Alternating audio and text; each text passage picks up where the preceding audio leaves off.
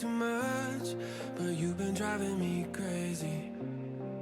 Never felt like this before. I try to be nonchalant, even though it's obvious.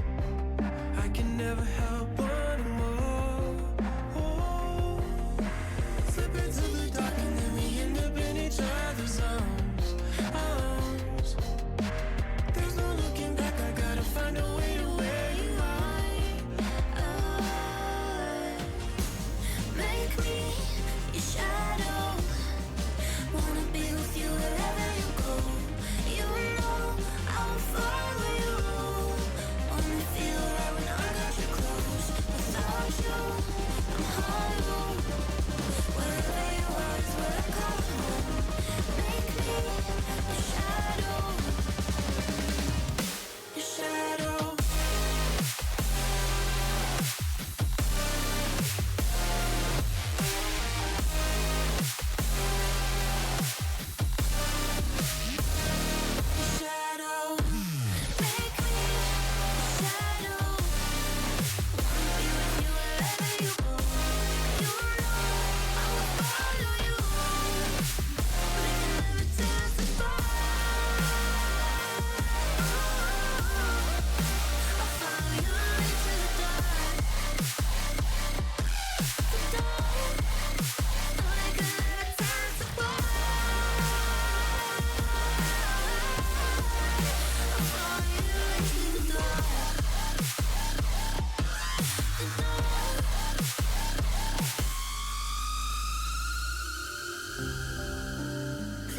It's truth or dare.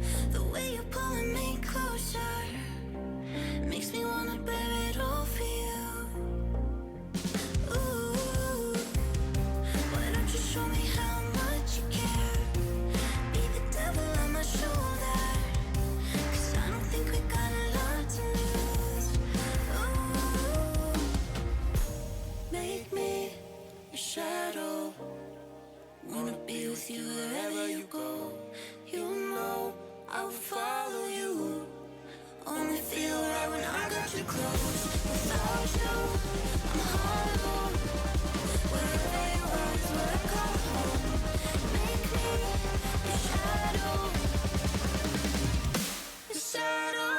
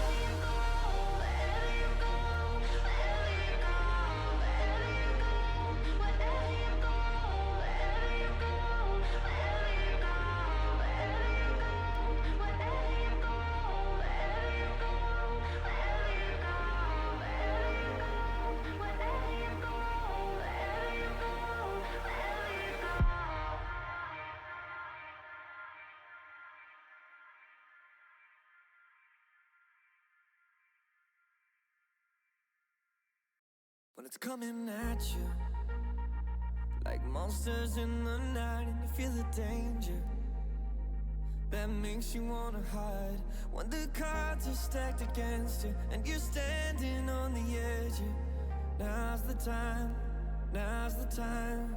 Think about all the dreams you keep inside. Think about all the ones you love. I know this beating heart will be my guide. I know that we can overcome. When the world's so cold and we're losing hope, I need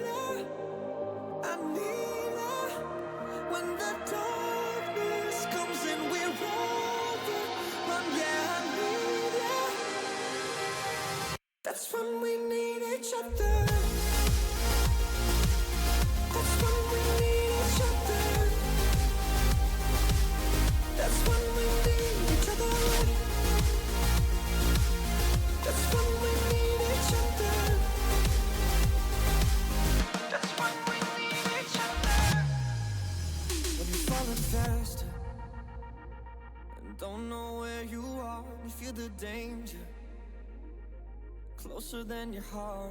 When the weight is getting heavy and the future is unsteady, close your eyes, close your eyes. Think about all the dreams you keep inside. Think about all the ones you love. I know this beating heart will be my guide. I know that we can overcome. When the world's so cold and we're losing hope, I need her, I need her. When the darkness comes and we're overrun, yeah, I need her. That's when we need each other. That's when we need each other.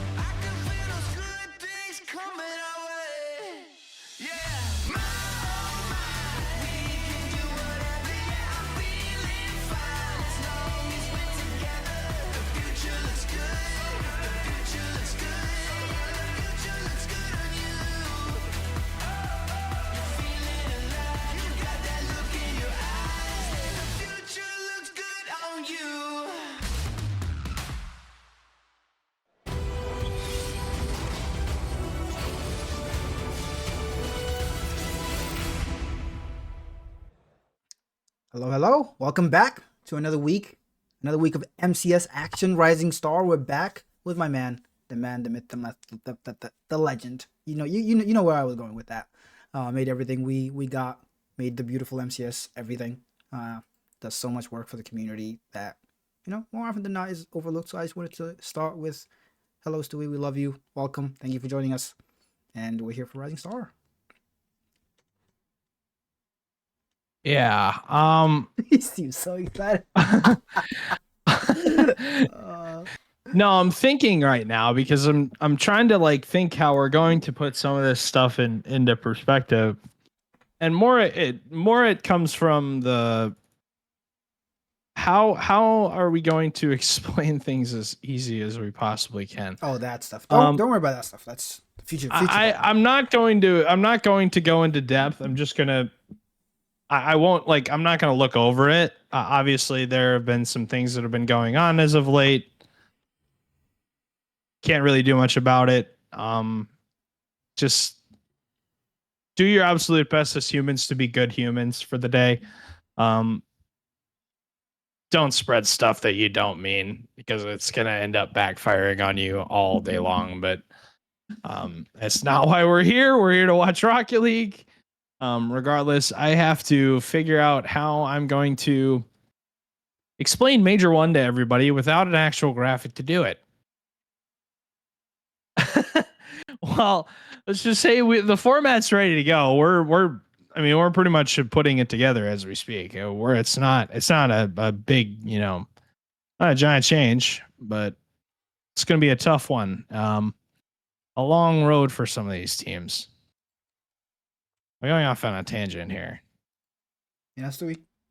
You're welcome for the tangents. You know me. I got you with the most complicated thing you can never come up with. But we'll get there. And the stuff you mentioned at the beginning, yeah, just be human beings. Like, life is too short. You're here to have fun. Remember that.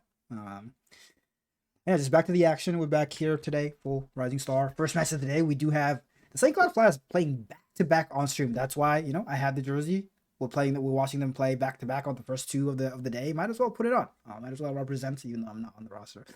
But St. Cloud, Fargo Steelhawks, brand new roster on the side of Fargo. New picked up today, fresh off the press.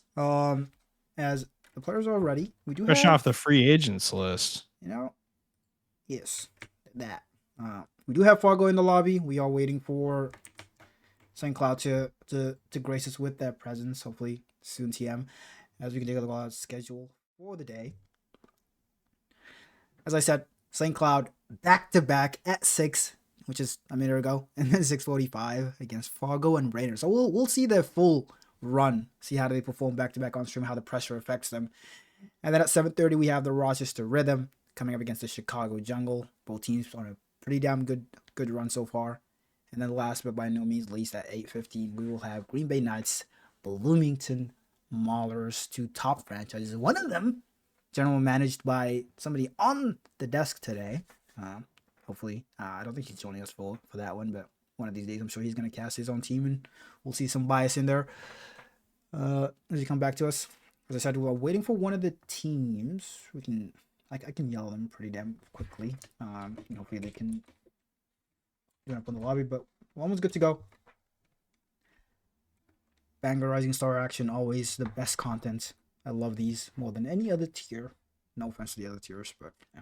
I think it's more based around the fact that there's no predictability. You don't know what you're going to get on the day at all. You could have a really, really good team just completely falter and fall apart against a team they have no business losing to. But that's kind of just how things go some days. Some days it's not the day for you to win a series. And I mean, we've seen that in the past, but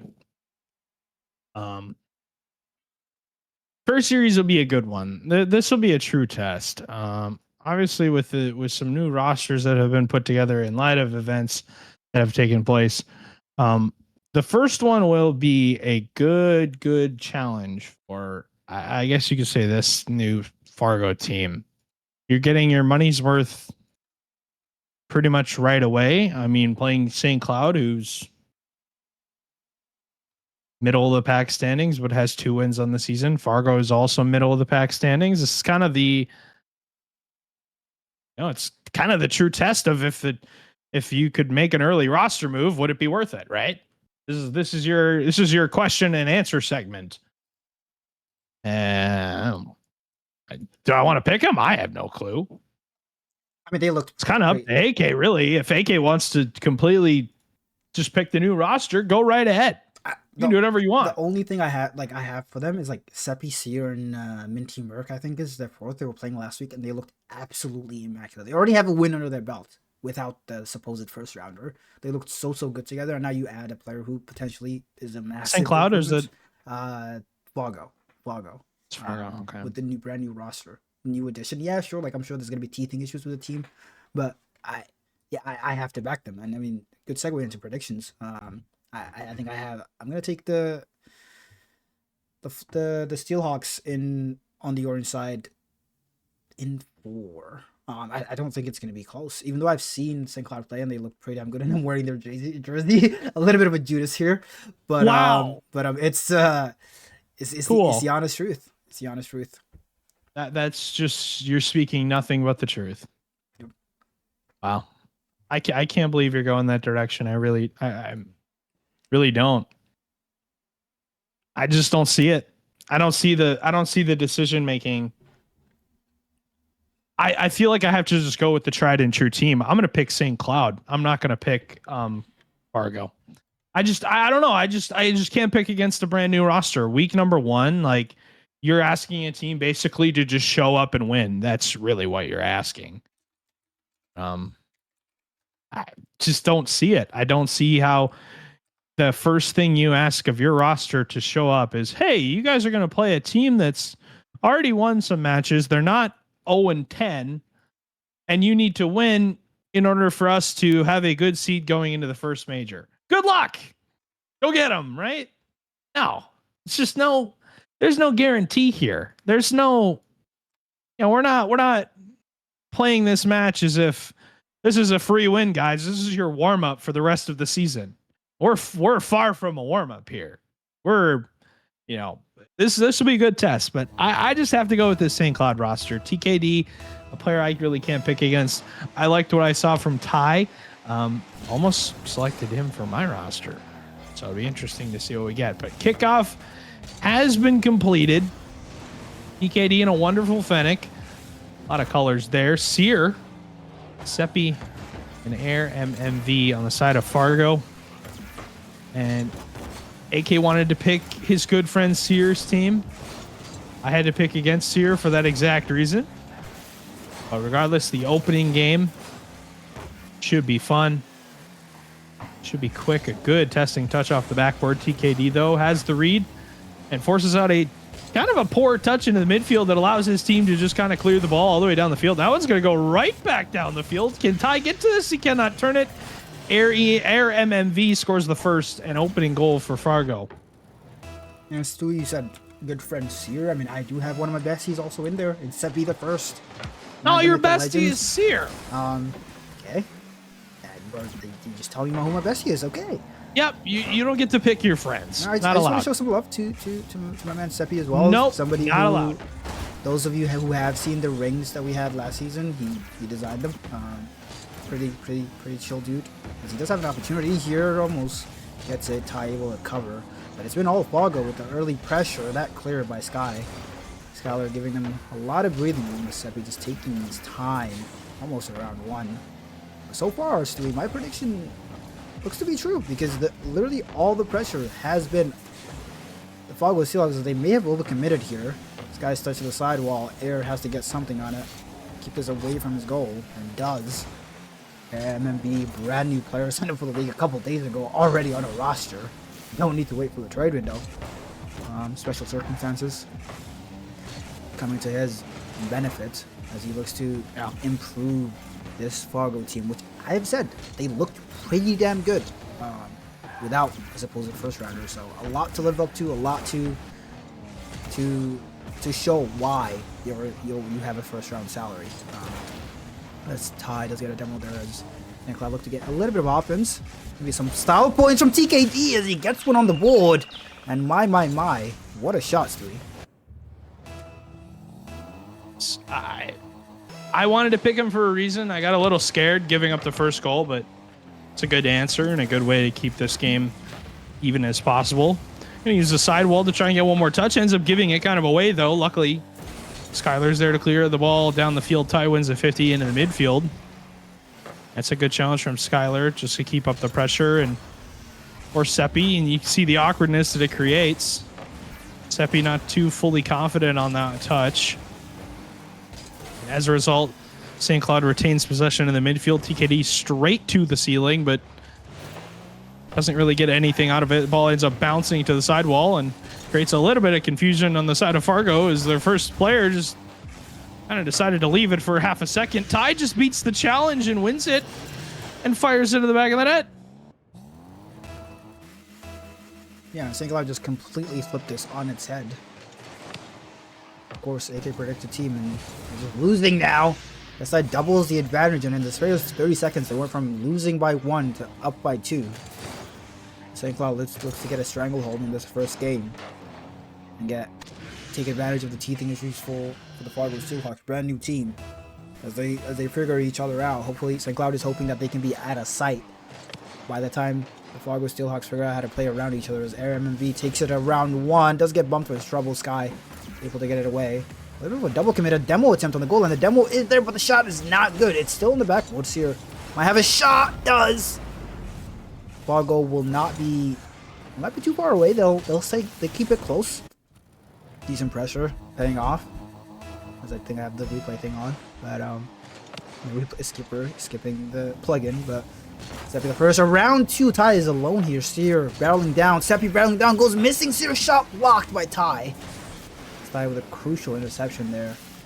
As RMV look to get one aerial shot to match TKD's. As TKD's super awkward here, but he goes missing, but so does Seppi. Thankfully, they did both go missing. So as Seppi looks to get a ceiling shot as well, match his teammate. The opposing player, not his teammate. Now TKD on the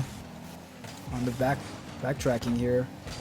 High, able to get it around 1. RMV last back plays a solo attempt, plays it high around 1, almost around 2. Does he have the double? He does. It's not on. Steppy backflips. Or dodges the demo or something. His shot is not in though. Skylar goes missing. Sear almost gets it around 1. RMV 0 boost. Does TKD have the shot here? Does. And RMV equal to it. And with 50 seconds left, the Fargo Steelhawks need to push for a goal here. Sear low boost, decent 50. Able to push his team forward. Seppi looking to take control, only one on his team with boost. What a touch by Skylar. But Seppi still has control, does pass mid, but nobody is there. As the boost tanks on the Fargo side just running super low. The demo on the back end. Sear collects, gets a boost pad. Decent around 1, but it's just a giveaway pretty much. As Skylar looks to take control, doesn't lose out on boost. But does get a decent enough 50 to not let it into his net. Seppi keeps it in the corner. The clock is ticking down. Sear doesn't have the shot, but plays the 50s. MVP close enough, no, but he does get a dunk here. As the Steelhawks looks to keep the pressure on with 10 seconds left, Sear puts it back into that blue corner. I'm throwing my words. Sear puts it around mid, but there's nobody there to follow up for him as he almost did it all by himself, and the ball does drop. And the Fargo Steelhawks do lose one. St. Cloud Flyers tried and tested team like you said, Stewie. Does take game 1. It doesn't seem like a game where we saw a lot of straight on chances. A lot of times where it felt like the ball was, either on a hard cut into the corner, on a shot from the corner. And that's not really what you're looking for if you're trying to score more than 2 goals. You're looking for more straight on opportunities. I mean, we didn't really see many chances of hitting the ball straight on the net and forcing that St. Cloud or even Fargo defender on the other side to make a straight on save. It kind of just turned into who could hit the ball from the corner and or who could hit the ball off the backboard. This is the closest straight on chance we had, and that's not an easy shot. That is high up in the air, still on the corner of the net. This is the most straight shot we had, and it wasn't even a shot. It was all the way down the field. Yeah, Stewie, and I mean, it was still close enough. I mean, shots wise, it was 6-6. I mean, yeah, it just 100%. This is one side was just more clinical than the other. And Swago looks to respond. First game with a team probably never played together. I don't know if they were able to have a scrim together right before this, but it's a pretty damn good start. Zero to add to that. And this time get it across the line in this game too. Don't start well though, Stewie. Yeah. 4 seconds in, it's a good shot. Yeah, I believe AK your cams are flipped. I am working on it. Yes. Shout out Blasky. Yeah, even though I caught it a game or two ago, but it happens. It's all good. That's what you think. They're not actually flipped. That is correct. That's just, It's the side they're on. It's all good. It happens. But still, opening goal 4 seconds in for St. Cloud. Got to be good for their hopes for winning the series and kind of spoiling the opening party that Fargo has started here. Kind of a new roster. We'll see what they can get done in the second game. A lot of chances for them. A lot of opportunities for them to score some goals. Great read from Air. Even then, Air MMV still has done a pretty good job of, stepping into the shoes and try to fill them as best as you can. Both teams 500 on the season. They're both 2-2, like I said at the start of the series. So this series will matter going into the first major of the season. Coming up in a week, it starts. So it should be a fun time. We're still just sitting on a 1-goal advantage. Yeah, I mean, we are playing for seeding. Like you said, both teams pretty damn good. But Airbnb, wow. That is how you show out and show up in your first series with your brand new team. That is how you tell them, hey guys, I am here to show out. As we are liking his camera, so hopefully eventually he locks in. But for now, I mean, that's Seer and Seppi will be loving life if we can keep replicating that kind of shot. He's looking to get one more off the kickoff. Double come on the goal line, able to get it away as Airbnb puts it back in. I'm just gonna call him Air. Airbnb, MMV. Yeah, there's too many words. Air MMV, too many words. Too many consonants, and I just can't. It's tie. But MMV was gonna miss there. Then call him MMV and then Air every 5 seconds, but Seer able to just keep it in that blue corner, and we've seen this pressure time and time again. Type of you collect. Decent touch. Round 1. Air is so fast, doesn't get the double. Seppi puts it on net. Sky able to get to it, but this pressure has to lead to a goal at some point. It's gonna boil over, yeah. You can't keep missing. I mean, you definitely can keep missing, but that is how you lose a series. And if you lose a series having a lot of pressure, not getting it in, as far as ways to lose, that's pretty good, because you know on another day, you'll have your shooting boots on, and you'll be pretty set. Sky's dunk is just straight in front of that orange net. Just a little bit of a boom ball first couple of minutes. The game is still tied. Both teams not giving an inch. TKD goes missing. Tie. Almost accident is a fake. Round 1, Seppi able to get it. Sky puts it back in. Again, just the ball just sitting in that midfield. Back and forth we go. Who will take control? Who will take the initiative? They will let me tie. Round 1 gets a 50 around the second, but Air has control. Gets it around 1, but doesn't get bumped with his trouble. Seppi with a demo on the goal line, but can't collect, and Seer has to back off. His last back, but Seppi hits her around Seer, but Seer able to get the beast and the ball. What can he do? Show me something. Decent control. Decent touch. Around 2.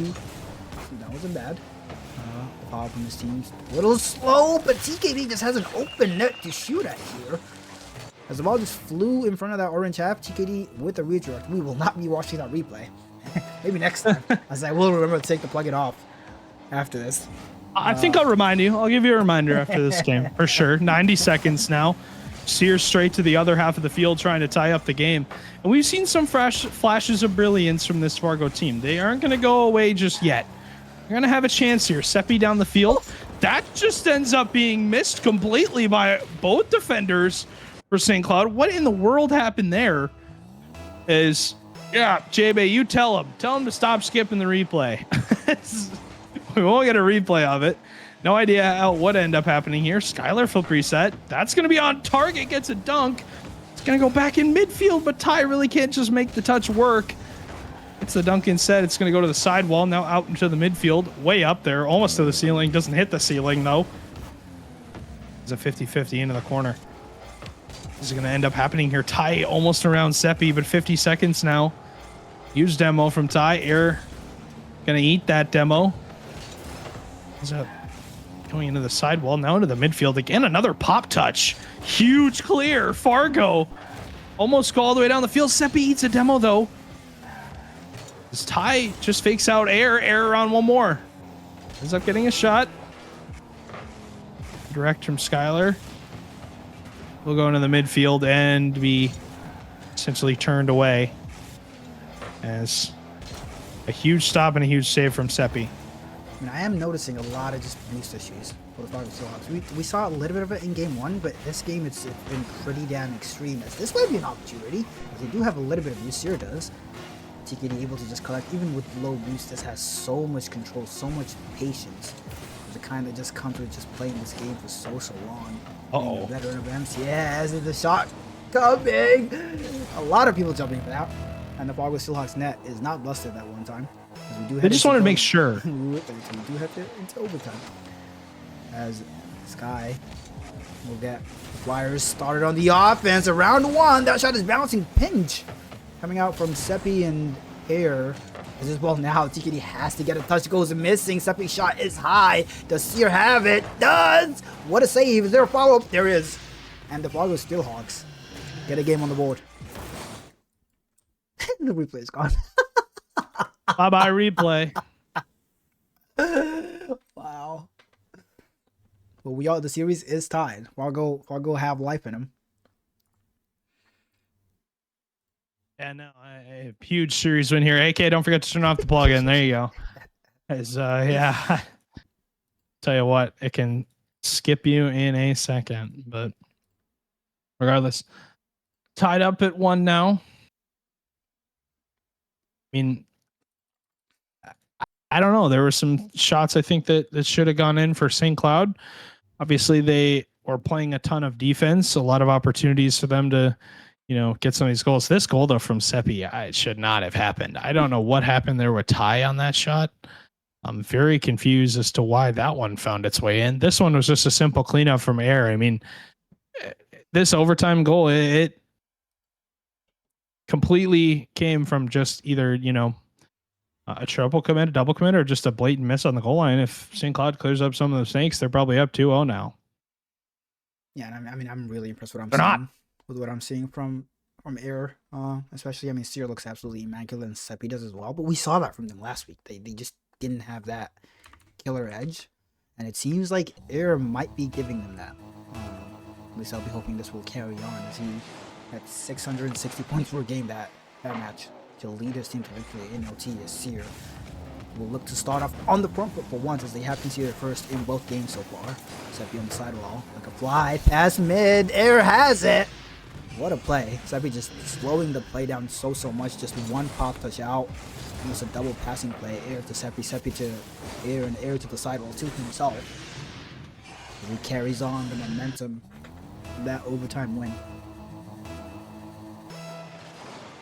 AK, this is what we wanted to see from this team. And kind of a newer roster.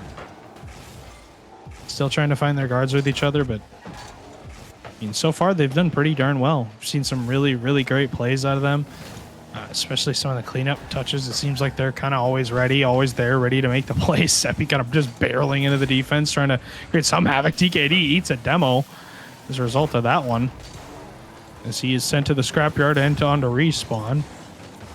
The challenge comes kind of out of nowhere. Ty just sneaks it by the defense, and this is going to tie up the game of 1. It's not that happy, but you really want to give away like a double coming in the corner. Air just awkwardly driving at his net. The ball coming out of it. It's just pretty bad all around from the Fargo Steelhawks. Just clean up that rotation. That's how you're approaching that ball, and that's just a very, very easy goal to avoid. It's just tight. They didn't go behind. There's still 4 minutes on the clock. That was bad goals to concede. This is what we want to concede them. A beautiful commit by Air. Almost gets the double, but doesn't. This Ty shot will go wide as TKD just doinks it in. Ty just insta commits. I love the passion and the aggression. Do not slow down. Just go. His air just booms it on net. Will Seer read this? He does. He just lands on it as well. Seppi with the pressure just carries on. The CKD will have a decent touch. His hitters around 1. Sky able to collect. Does he have a shot? Does, but met in the air by air. Ty's shot again going wide. Seer collects.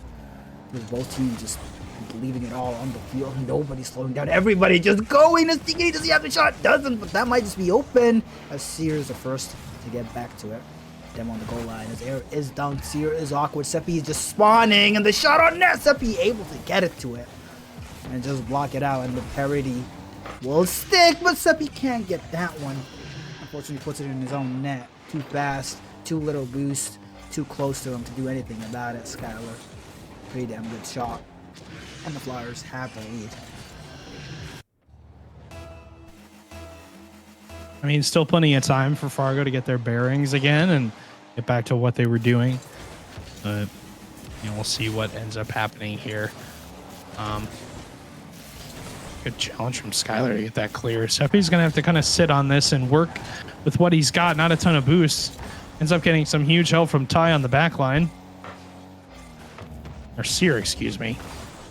As Air will win the challenge out. Now it's going to end up in St. Cloud's half. For how long, though? PKD around 1. Seer's going to meet him on the challenge. One's going to go in midfield. Seer just kind of reverts back. Gets a demo on Ty.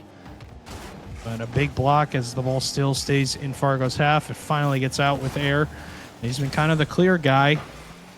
One you need to get the ball out. Good testing shot from Seer to just make Skylar use all the boost he's got. Only one with really anything is Ty. Maybe 40 boosts combined between Skylar and TKD, but Skylar's able to get a corner and now a little bit more confidence to make some saves as TKD gets a double and will get into the back line. Air MMV gets dunked. That one's still going to stick wide, though. Skylar not able to turn it in.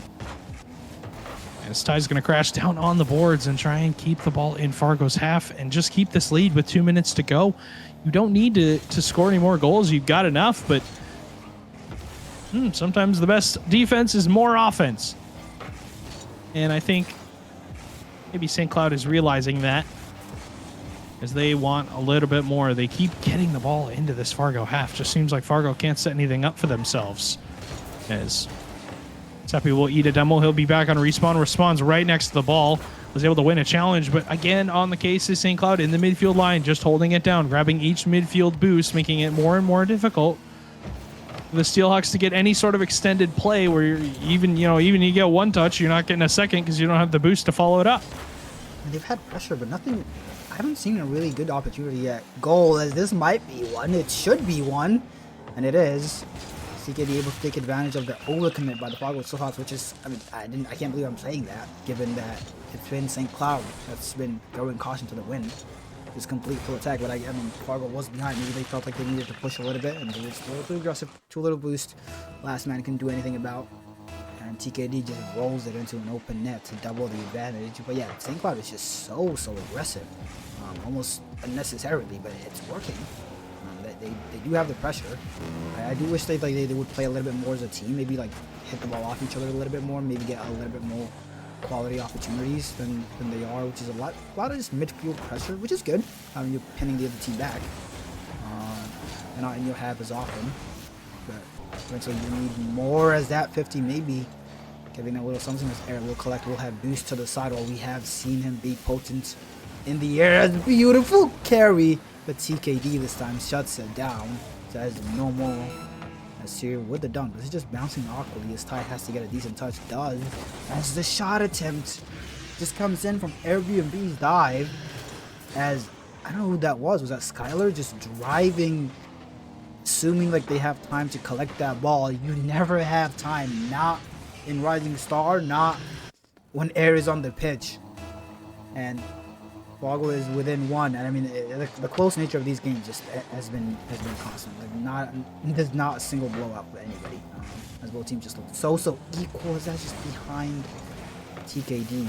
The pressure carries on as Air gets her around one. Does have control, but TKD just waits it out, plays the ball, and now just gives Seer all to do as Seppi will swallow and take the boost from him, and like that will just kill the clock. As they have to keep it up cross field. They won't, and the Flyers go to series point. more for them. Kind of been a comeback series for them, but I do have a question for you, AK, and that is in Major 1, if you're the second seed out of your group, you do advance to quarters, correct?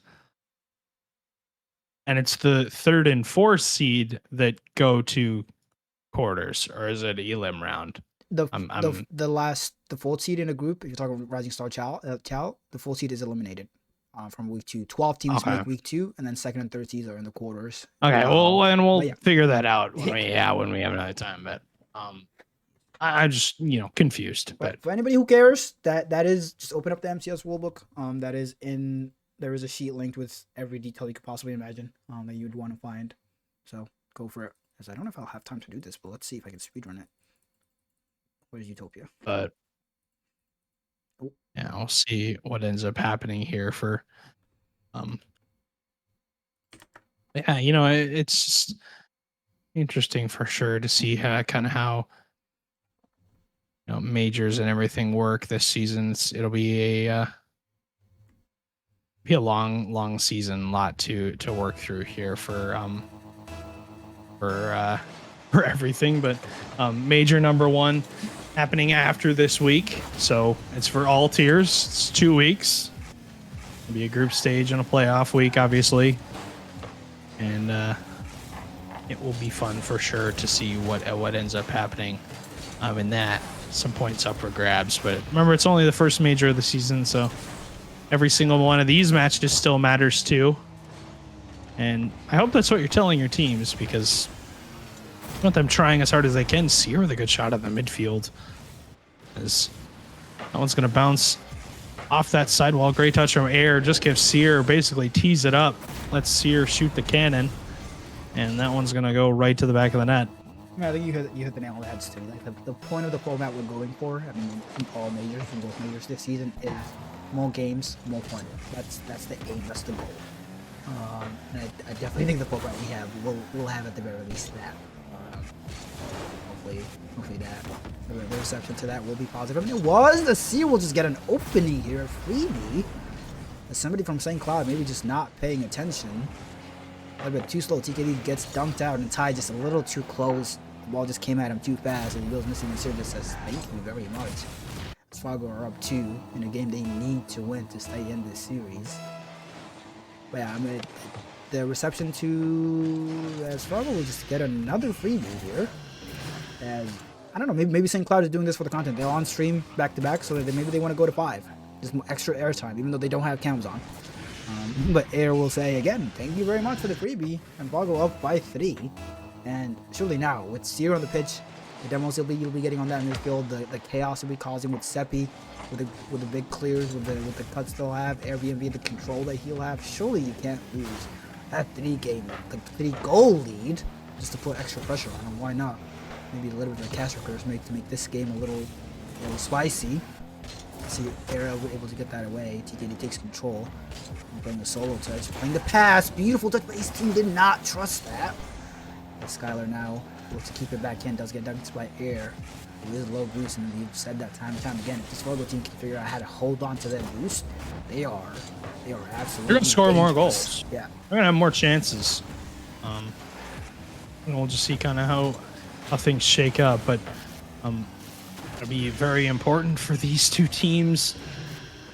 It's just, again, there just seems to be no rebuttal for any sort of chance in this game for Fargo. They are walking through the St. Cloud defense.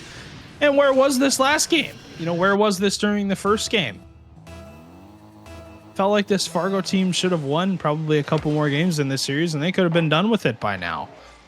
If they just had this same sort of offensive confidence that they have at the moment. And it seems like they can do no wrong, though. Huge clear from Seer. It's a massive challenge. Seppi goes missing. We'll take it as a fake, though, because TKD expected him to hit the ball. Air up the ladder, trying to get one more touch. That's a huge clear. Seppi, though, has it read.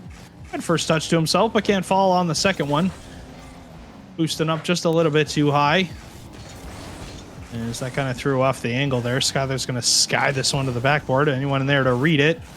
It was Ty, but these are for TKD. The shot is not going to find its way through. And that one has to go if you are St. Cloud. That is a frustrating shot to give up that does not find its way into the back of the net.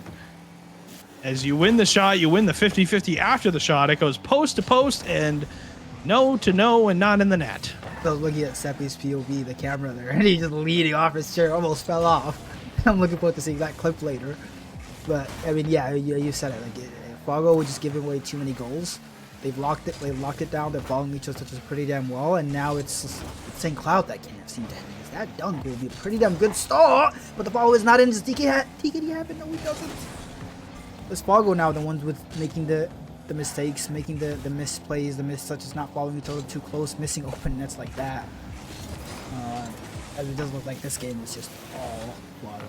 There's just no rebuttal, like you said, Stewie. There's no drawback or anything of losing game 4 and going to a game 5. You can still win the series if you're St. Cloud, but not ideal. Definitely not ideal. The amount of series is, at least for me this season, that I've been winning up 2-1 and ended up losing the 4th and then the 5th game. It's just it's not a good look for your team, because it almost just shows like you can't close out games. That one's going to be an air dribble, and then it's going to go post and out. Some of that one didn't find its way in. Good denial from Air on himself.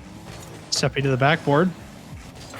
It's going to go up high for Air. A little bit of hang time. Going to get dunked, though, by Ty. And that challenge is going to go right away. 1:09 to go. I mean, we said we wanted to see Fargo find each other, play off each other, see each other a little bit. And they have done that.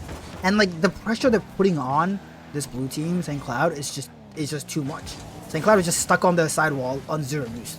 Like, look at the boost meters here. It's TKD able to finally get some boost. But from the side of we focused a lot on Fargo, simply because they have a new roster. How will they cope? I mean, clearly they're coping pretty damn well, at least in this game. On the side of, does he have this double?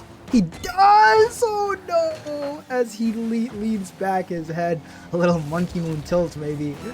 As he almost had that. He should have had that. He knows that, but Air has that double. So, Seer, you miss it? I got you. And Seer is still agonizing over the misplay as he saw his name in lights. He was hoping for that clip. Don't worry. That was nice, though. Still a whole other game. Still a whole other series for the day. You'll get your clip, buddy. You got this. As Fargo just like, this game is just out of sight for the Flyers. And from them now, I need to see the control touches I was seeing from TKD at the beginning. I need to see the speed I was seeing from Skylar. And I need to see just a little bit more solid challenges, a little bit, just slow down a tiny bit. Let your team hit you the ball and just give them the clears they needed. Because that's the games they were winning, he had decent touches. Now he's just a little too fast, a little too flaily, and it's just all around, just all three of them just not playing their game. At least not the game they were playing at the beginning. And the Fargo Steelhawks do push this to 5. But St. Cloud, they won 2 games. Clearly they have something, but you can see it in the shots. 10-3. It's just so much pressure. And 4-0 demos also. As Seer starting to find his demos, starting to find his shots as we watch the replay here. We just need more from St. Cloud. Just give us that extra oomph and show us what you can do, because that was a blowout. We said there was no blowouts. That was a blowout.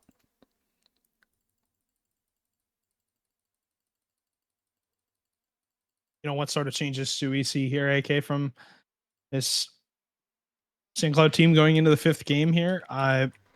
Well, let's just say don't give Air MMV your backboard, because he's going to destroy it. Simple as that. That is a great shot. I mean, that's not easy. That's quick too. It's a lot of pace. You got to make sure you hit the ball down and don't hit the crossbar. But we'll go into this game 5 here, AK, and we'll see who is able to take it. Hopefully, it is the Flyers, because I did pick them to win, and I don't want them to lose, because that would not look good on my part. But we'll see what ends up happening for these two teams. I'd say it's always a blast to see how these things shake out. But you have to think it's going to be a tough challenge here for this Fargo team in this 5th game if they're going to win this series. St. Cloud's going to change their game plan. They're going to get more demos. They're going to get more outplays. As Air almost gets around TKD. That was Seer. Air misses the touch on the sidewall. Now comes back to make this touch. As Skylar to the backboard, trying to set something up for his team. And it's all about one. It's all about how long does it take you to get one goal. That almost found its way through, but it only takes one goal sometimes in these fifth games. As huge demo again. St. Cloud trying to impose its challenges onto Fargo, but they're not breaking. Just holding the back line and respawning, getting that boost and getting out of their half. I mean, St. Cloud started off exactly the way we wanted them to. They won the kickoff and they were just in that orange half for 45 seconds. They just didn't do anything with the ball. They had a couple half chances where if they just shoot on target, that was pretty much a goal. But like the problems we saw in last game, just like still playing a little too fast, playing a little too aggressive. Their positioning, their timing on when they're getting to the ball, just not right. As a demo on the back line by Seppi, as Air gets the musty. Sui, I don't even know what to say. As far as a brand new signing, this is exactly how you want to do it. The first series of the day, your first time playing with your team. That is exactly what you need in Game 5 as well. Yeah, I'm a little nervous now. That is some talent on the side of Fargo. Don't know how they got that done, but you know, shout out them for recognizing Air's talent here. That is just an unbelievable play. I mean, can't discredit anything on that play. As now we'll see what plays can be made by this St. Cloud team. Down 1, 3:20 to go. Lots of time. They've had a couple of chances, but so far they've been, just struggling to get any sort of second touch, similar to what Fargo was running through in the first part of this series. Now it's St. Cloud's turn. We get one touch. We can't get two, though, because we're constantly searching for some boost to follow up the play and support our teammates. 50-50 from Ty will go to the sidewall. Skylar able to win the challenge for TKD to hang on. Looking for the bumps here, though. Jumps right over top. Makes that touch. Skylar into the corner again. Still trying to work through this corner. Turn the crank. It's TKD. One more touch. Looking for a shot. Has the follow. It is saved by Seppi. Seppi pitches it off the post. Says thank you very much. Huge clear from Sear. Sear, the open net, will end up missing it. Is anyone able to close out this shot? It's Seppi, but it's shut down in the midfield. Sear towards the net. Skylar will have that. Ty eats a demo, though. And again, St. Cloud trying to get out of their half. And it's just like the pressure. Oh my, triple commit by the Flyers. Is will Sear able to get this mid? Does. Air's already up. Shot on sidewall. The shot is good, but Ty able to get the save, and that is what they need. A little bit of individual brilliance. Like that almost TKD shot that went off the post with Seppi's save. But they still a little too fast. They're still coming to the ball just way too quickly. The timing of their plays is just not it still. As Sky and Tyler just need to slow down a smidge. We need to see a little bit more from TKD as he almost got the goal for them in the beginning. Just carry that on. Like they just look so unconfident. I mean, that will do it to you after they still haven't scored for like the last 9 minutes of gameplay. As they lost the last game 5-1. Look at that pre-jump by Air. Like that is a confident player. But that touch to the side, well, good. Skylar's touch almost sneaks under, but a double commit in the corner, and Sear somehow still wins that, and he just gets a decent touch. And now Air has full boost, just puts the pressure on offense. He goes missing, but it doesn't matter because Seppi's ready to follow up, just puts it on net. The save is there this time from Skylar, as Sear keeps it in. TKD low boost will get demoed. No, as that goes missing, that might just be in, but no, Air is just ready, already up, using all his boost. Doesn't matter. Sear already pre-jumping the TKD touch. Tight shot. That has to be at least on target. Make the goalie work for it. Double coming on the goal line, avoiding the demo, but they do get that. 50 seconds, they just have to hold strong. They don't have to do anything special. That pre-jump by Sear. A little psychotic, but it doesn't matter. It keeps them pinned. A step in the first. Almost has the double. Sear can't follow up. Air, maybe a little too close here. TKD will beat him out. Does Ty have the shot? He does have something. As Seppi doesn't get the touch, but it doesn't matter. It was wide anyway. As the ball's still in this corner, 30 seconds. Ty will go missing. TKD will go missing. This Ty will have to turn. Does get the boost. Gets it around 1. Has pressure. Nobody is up. Puts it mid. This guy has the shot. He does. But straight at Sear. And Seppi the shot. It's not in. In 17 seconds, they have one more opportunity. Maybe no. They both miss. Maybe fake. No, but Seppi even with low boost gets it away. And Sear will just chase this down trying 50 it. Doesn't get it. Air already up. Ty doesn't get the musty around 1. This guy has it all to do with 0 boost. Ty keeps it up, but for how long? TKD's such decent. Sky pops it to tie. No, STKD has to keep it up and doesn't. And game 5, 1-0. I mean, St. Cloud woke up, but they woke up way, way too late. That is ridiculous. What a game. What a heck of a game. Holy cow from these two teams. You cannot be disappointed at that one. As I mean, I wouldn't be upset. I don't think I'm not upset with my pick. I thought it went down to the wire, went as close as it could possibly be. And honest to God, AK, it was as close of a series as you could make it. I mean, woo! That is some high flying Rocket League right there. That does not happen often. I will say that, but how in the world some of the shots that St. Cloud had at the end there, how they didn't find the back of the net is beyond me. It's just like sometimes it's just not your day, you know. It's just not your chance, but still. I mean that goal line stop. I don't know how you don't score on that. I mean, the bounce could not have been any worse, really, but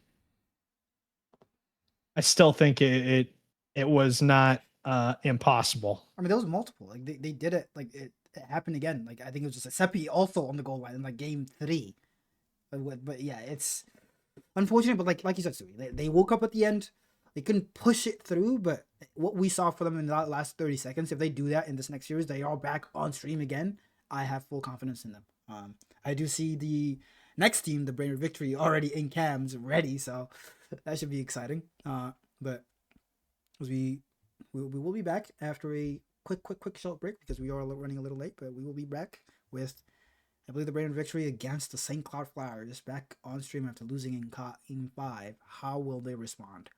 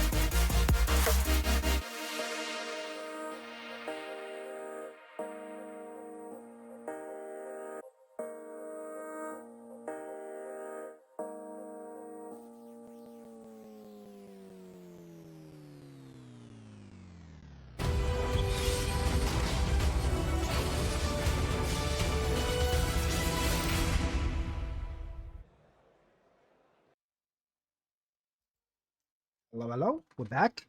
I'm lonely this time. Unfortunately, we did have to lose Stewie, but I believe we will have a friend for the next one. But for this one, it's just me. You're lonesome. Um, we just watched the St. Cloud Flyers lose in 5 in heartbreaking fashion. As the last 30 seconds of that match, I think they'll hopefully they don't watch it back because there's a lot to regret. But it looked pretty good. I'm wearing their jersey. I'm watching them play. I did not predict them last time. I was right, but I did not predict them. I felt like a Judas. This time, I mean, I'm not even gonna waste time. You know, I got my boy CT on the other team. I love him. He knows that, but I just got to do it. I just got to do it for the culture. I am, like I said, I'm wearing their jersey. It's actually funny. Like the reason I do have this jersey is because I was on St. Cloud Flyers in season 8, my first season in MCS with CT Nivlek. As CT is playing against them now. So you know, I'm gonna go back to my roots, back St. Cloud in 5. Why not? Just make the day go late. Make it 5. Because I think they're the blue team. So boom. Yes, St. Cloud. It does feel a little bad predicting against my boy CT, but as he is DMing me, I don't know why his team is not in the lobby. Yes, I am solo casting, as he says W. But I believe we're almost ready. We do have the whole team in the lobby. I did lie. Sorry to the Brainerd Victory for lying on your name. As there's no need to wait. All the players go. As hopefully the St. Cloud Flyers can recover from the heartbreaking Game 5 loss. Both sets of players are ready. Both teams ready to go. Game 2, a little bit later than the scheduled start time, but it doesn't matter. We're here. We're ready to go.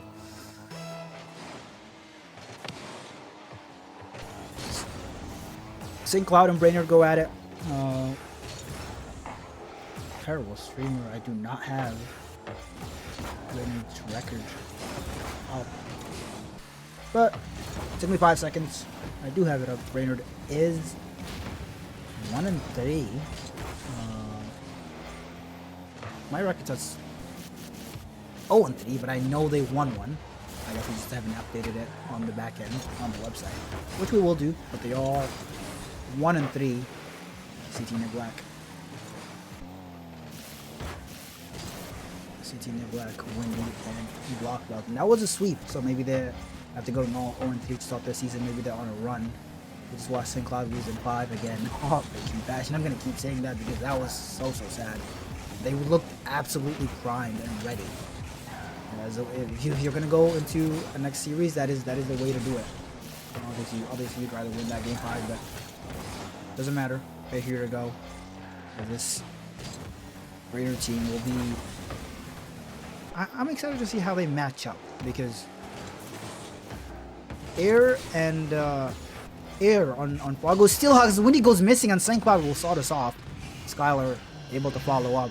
We did say they were missing a lot of the pacing of their game, the timing of leaving the play, getting involved, and being ready to follow the teammates' touches. This time, Skylar able to pounce on that Windy mistake.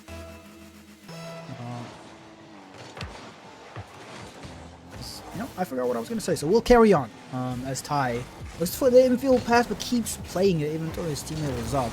They need to lock in on those comms. TKD opting to play it slow, just keep the pressure on. Just fakes the touch. Stays upfield, and now Blockbuild on the offense just plays the bump instead, and CT's cross-map shot just going in as CT looks at us up on high as he waves. Hello. I love the camera angle. As Blockbuild also ever smiling. I love his smile. He gets so excited. And Brainerd tying it up. We weren't behind for long. CT will have acres of space to collect this. Let's get it around him, but does get down for his trouble. Windy this time, able to get it away. TKD trying to push his team through. We asked for a little bit more control, a little bit more slow play from him, and so far, I mean, he seems to be delivering. As Blockbuild and Wildy will bump each other on the halfway line, but that touch by Blockbuild just kills any pressure. That shot in, no.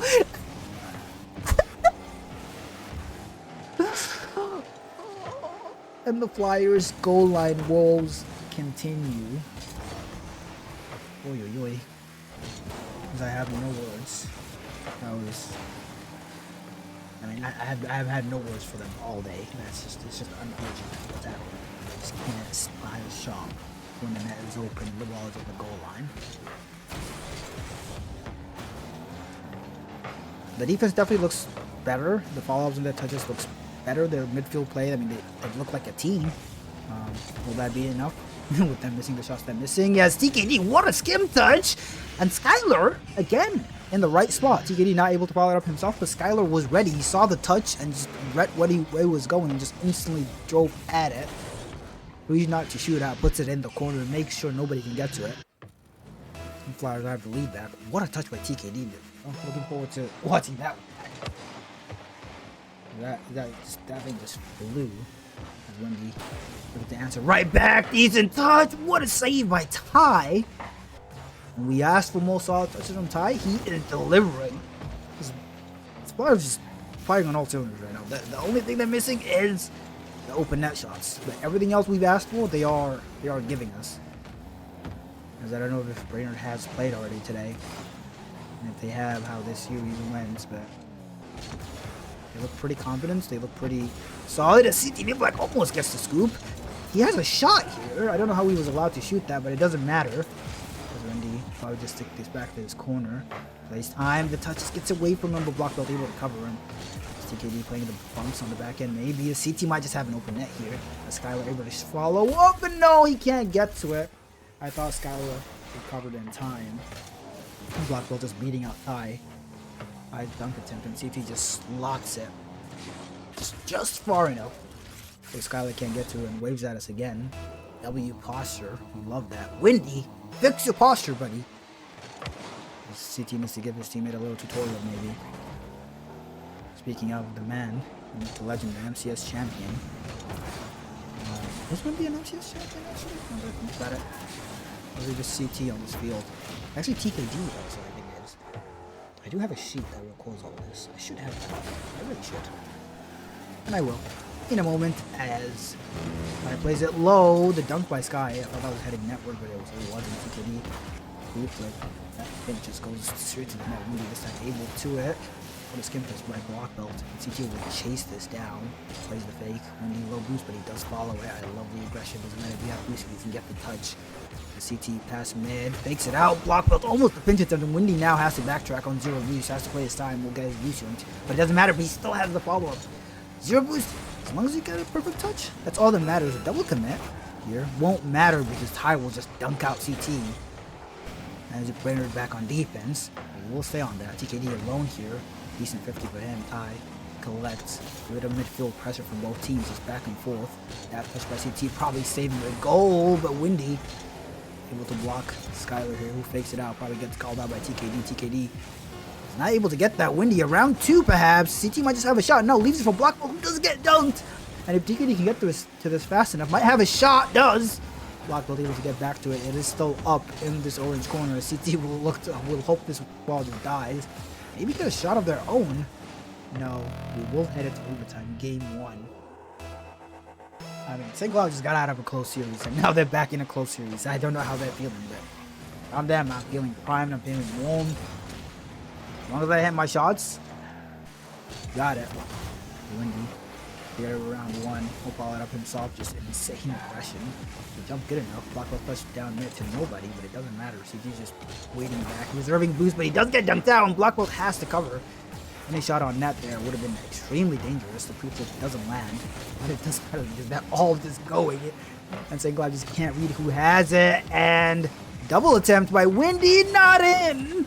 So many clip attempts from so many people today, just not hitting. Just so close, but so far. CT able to get it around one. Gets the dunk out as well. Blackwell keeps it in. And the Brainerd pressure carries on. CT just turns on it. Is able to just give Windy enough to follow up. Skylar just awkward. Now it's Blackwell takes a shot on net. Windy, TKD has to be careful. Has to be careful again. Plays the control touch. That is a dangerous play with CT barreling down on you. What a shot by Windy. What a even better save by Skylar. St. Cloud defense is just holding strong. Immense pressure by Brainerd victory. Windy follows it up himself. Put demo on the goal line. TT shot on, but Skylar able to get it. But can they just put this on net? That's all they need. TKD playing the double. Does he have it? He does. But it's a clear. I don't know if he could have just shot that on net. Played a pass. Probably better than playing the double with no boost by Skylar and Ty double commit. Skylar calls off Ty. CT Clouds in the corner around 1. Ty last back, doesn't matter, commits. Blocko just drives past. Windy commits as last. Now CT on 0 boost does get demoed. Ty's touch gives Rainer a little bit of breathing room. But Windy is awkward in that corner. TKD has time, not the greatest touch, but it keeps the pressure on. Skylar puts it back in. Tyler pass mid to Skylar. Does he have the shot for his hat trick? He does! Beautiful passing play. Beautiful pass. Skylar to Ty. To Skylar! Top ends. Now St. Cloud Flyers able to get that shot on. Oh no, am I gonna get this in time? I hope so. Let us find out. And St. Cloud finally win a game. They lost 2 straight against Fargo. I don't think they scored in the last 2 games. I think they lost 5-0 and 0-1. So 3 goals to start off this series. Pretty damn good, at least based on what happened last time. As they will look to carry on in that fashion. Shots pretty even all around. Both teams well matched. I did say that last time, and when both teams were well matched last series, the Flyers did unfortunately lose out. Will that happen again? We will find out. As game 2 is underway. CT, Windy, and Blockbell just looking primed, energetic as ever, locked in as ever. CT is just like looking like he's lounging there. Blackwell looking ready, some breathing exercises, some stretching. I love that. And Windy just tuned into the gameplay. Hopefully their posture and their how locked in they looked on cams. Hopefully they looked that locked in game. We can see more from them. Game 2 kicks off.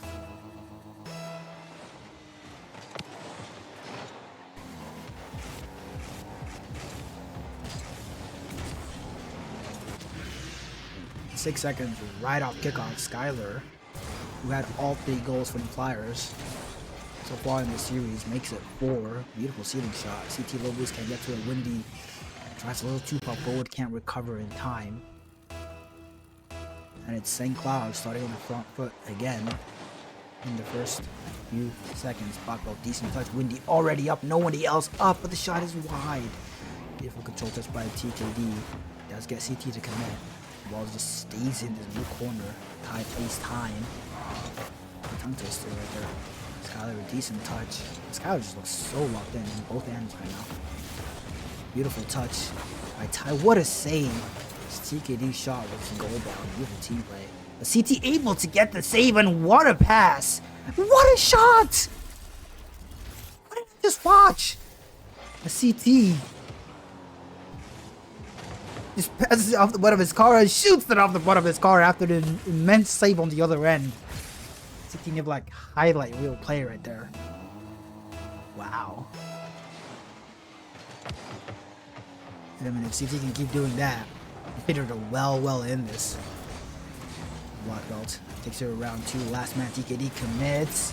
There's no follow-up. TKD able to get the dunk out. Goes to pressure. It does get the beat out. Is there a shot attempt? There is from Windy. Skylar able to get it around the last man. Black belt electing not to go play safe. Does get dunked there for his trouble, but CT able to collect. Can he make it back to this? No. Ty just too fast. That shot is middle. Windy doesn't miss. CT's touch puts it wide. I think he was just looking to skim that. I have a shot attempt here. Skylar equal to him. It's in mid-air. Blackwell super awkward here. TKD gets the beat out. Opts to play the boost. Doesn't get it though. Nobody gets that boost. It's still there. Black belt will say thank you very much to everybody as he puts a sidewall attempt. Double attempt. Doesn't get the double, but the shot is not on. Again, so many close clips for everybody today. Just not hitting the mark. Hopefully one of these can hit. The only person who's been clipping today has been MMB. And it was 1 shot. Decent shot from TKD as well in that first series. Add to his tally. So far it's been all Skylar for the St. Cloud offense. And CT, just, I mean, he just looks so damn fast. Again, I'll just keep saying it. I don't know how CT did like this in Rising Star, but... Does he have the double? No. Thought he was going to skim that towards his own net. Skylar does get called off here, or does he? I don't know what's going on. TKD baits out one. Blackwell's going for the sidewall. Double it does get it. Is there a follow-up? CT close. A little too close. Whitney just pushing back to get that back boost. Decent touch by CT, but there's nobody in the midfield to follow up with this shot wide. We're able to say thank you very much, as that was an opportunity for St. Cloud to put something on net. Now we're back in the blue side. TKD, decent control. Carries it over. No teammate. Blackwell able to cover it in. CT just flipping forward. Knows like somebody has to support his teammate. As well it is. I don't know what it is, but TKD just goes to this corner of black belt, meets it. CT's awkward shot is bouncing mid, but Ty just not fast enough. Skylar will just give it to TKD, says go have at it, give us a goal. TKD playing the double, doesn't get it. Windy just covers it off. Back and forth just carries on. Nobody really taking this control of this game. Maybe this is an opportunity. Does CT have a shot? No boost, but he does get to the ball back first. Speed with the CT plays. I don't know where he gets it. Doesn't matter. He has no boost. He's always on it. Side touch. Had himself perhaps no block. But has it. A pop attempt? No. I thought Windy had the skin there. CT just meets the dunk up on high. That is absolutely psychotic, but I love it. I love the chaos. CT is alone here. Does get demoed. TKD, all he has to do is fake that. No place to pass. Windy side flipped away from the ball. Fakes it out for block belts. That almost works somehow. There's a little bit more patience from Windy. Be sure of your touches. Don't have to be too fast. And I think Brenner might be in business here. The double commit there, but it doesn't matter. Block belt just beats out everybody. Does he have the shot? He does! At least he puts it down mid, and CT just shoots it in. But yes, speed. I need an energy drink. You just see the Newplex celebrations carry on. The block belt smile carries on. He's so excited. Beautiful play from him to set that goal up. I love the energy. And with 56 seconds left, as long as Brainerd don't concede a kickoff goal here, they seem primed to take this game. CT will just play time. Let's get dunked out here. Block belt is awkward. Low boost. Windy has to commit to this. Chooses not to. And goes missing with block belt able to cover him. Block belt just insta dives at that. Does he have it? No. Fakes it out for CT.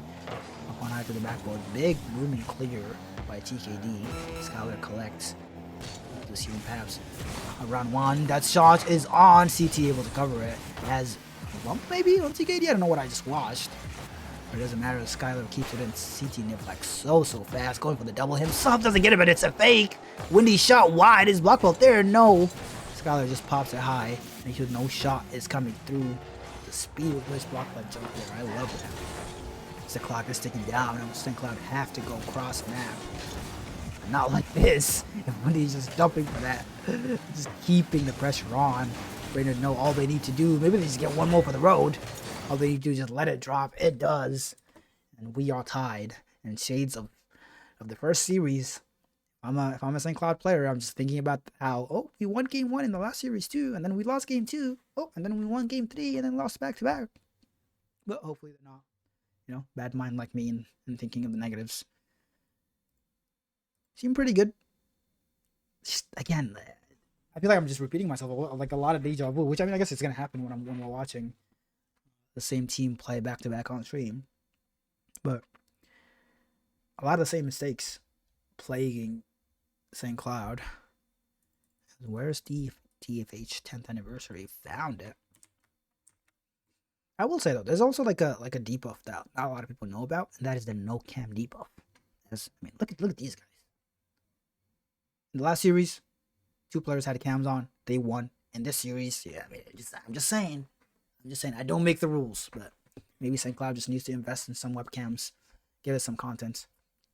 If you want to see players standing up every time they score, celebrating on cam, I want the energy from somebody like a block belt on my screen always. As if you're a St. Cloud fan, you need Ty, you need TKD above all to step the hell up. So far they've scored 4 goals, all 4 coming from Skylar. Skylar's been the shining beacon. It's only 1-1. You've already lost on stream already today. Maybe they'll start off strong here. TKD maybe gets one on the road. Yes! We asked for more TKD. Beautiful shot. Beautiful speed. An awkward touch here by Windy. CT 0 boost can't do anything about it. Tries meeting at mid-air. Almost had it. But the slot by TKD as he gets on the board finally in game 3. This is the type of shot they need from the point man. CT will just dive at that. Windy a little too close. Block bolt. Decent touch. Does he have it? No. Windy last back just hits. Oh my god. I mean, you gotta see confidence. That is confidence right there. Let's tie. Looks like he's going to boost to himself. Play a fast pull. Let's have the touch. No, he doesn't. Fix it out for Skylar. Decent dunk. The entire Rainer team is 0 boost. The shot is not on though. TKD keeps the pressure. Doesn't get the boost, but he just keeps this ball on the backboard. CT stuff has to be good. Block ball falls it up, goes missing. CT just lands on it. Won't get his boost. Yo, and CT has to do something here. It does! I really did not think he was going to get back to that. The pinch by block belt also gives him a little bit more wiggle room. That's a dangerous play from TKD, but it works out. Let's get the boost as well. Takes out CT. CT does get a little bit of a connection to it. And a beautiful pass to block belt. It's been a lot of TKD and block belt, it seems like. He's passing the ball off each other. Windy needs to lock in a little bit. We've got quite a few missed touches so far. Those need to be cleaned up. I love his speed, the aggression which he has. You convert that to a bit more demos, and when you were in business, a CT is alone here. TKD just plays the shot. CT will have that all day long, but he does get demoed. Tie. Doesn't get it around block belt on 0 boost. That was a missed opportunity, but TKD, does he have this shot? He does! We asked for clips, we have clips. TKD's second one of the day. Beautiful turn. Beautiful shot to himself. Beautiful read. Windy goes missing. TKD just has to play the miss there. Does, and he has the read. And no one on the ground can save that. Raider 2 goals to the good, both coming from TKD. Maybe that's how it is. You just ask somebody to step up and they step up. This guy just tosses it into this blue corner. They don't really need to do much. Like, a 2-goal lead is a lot in Rocket League. I mean, not if that goes in. But as long as they don't make any silly mistakes, they look, I mean, like that. With that touch by TKD will just give them so much room. What a pinch by Windy. I don't know how that happened.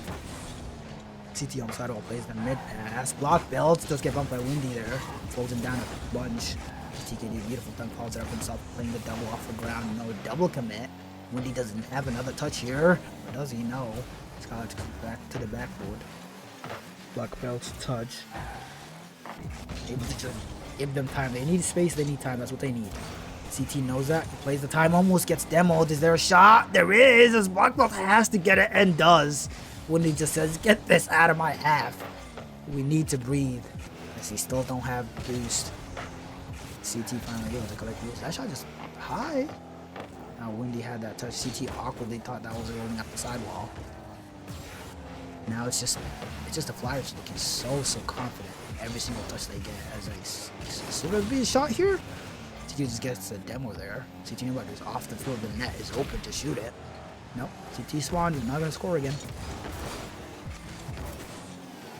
Dunks like that though, the confidence, they're just brimming with confidence. This is the St. Cloud Flyers we saw in games 1 and 3 against the Fargo Seahawks when they won. They do have two sides of it, but if they can maintain this side, maybe not that side. Don't do that, Ty. Hold on. As Ty, couple misplays. We'll have to fall on him, but it's driving into the play. Skylar's 50 also not great, but beautiful pass by CT.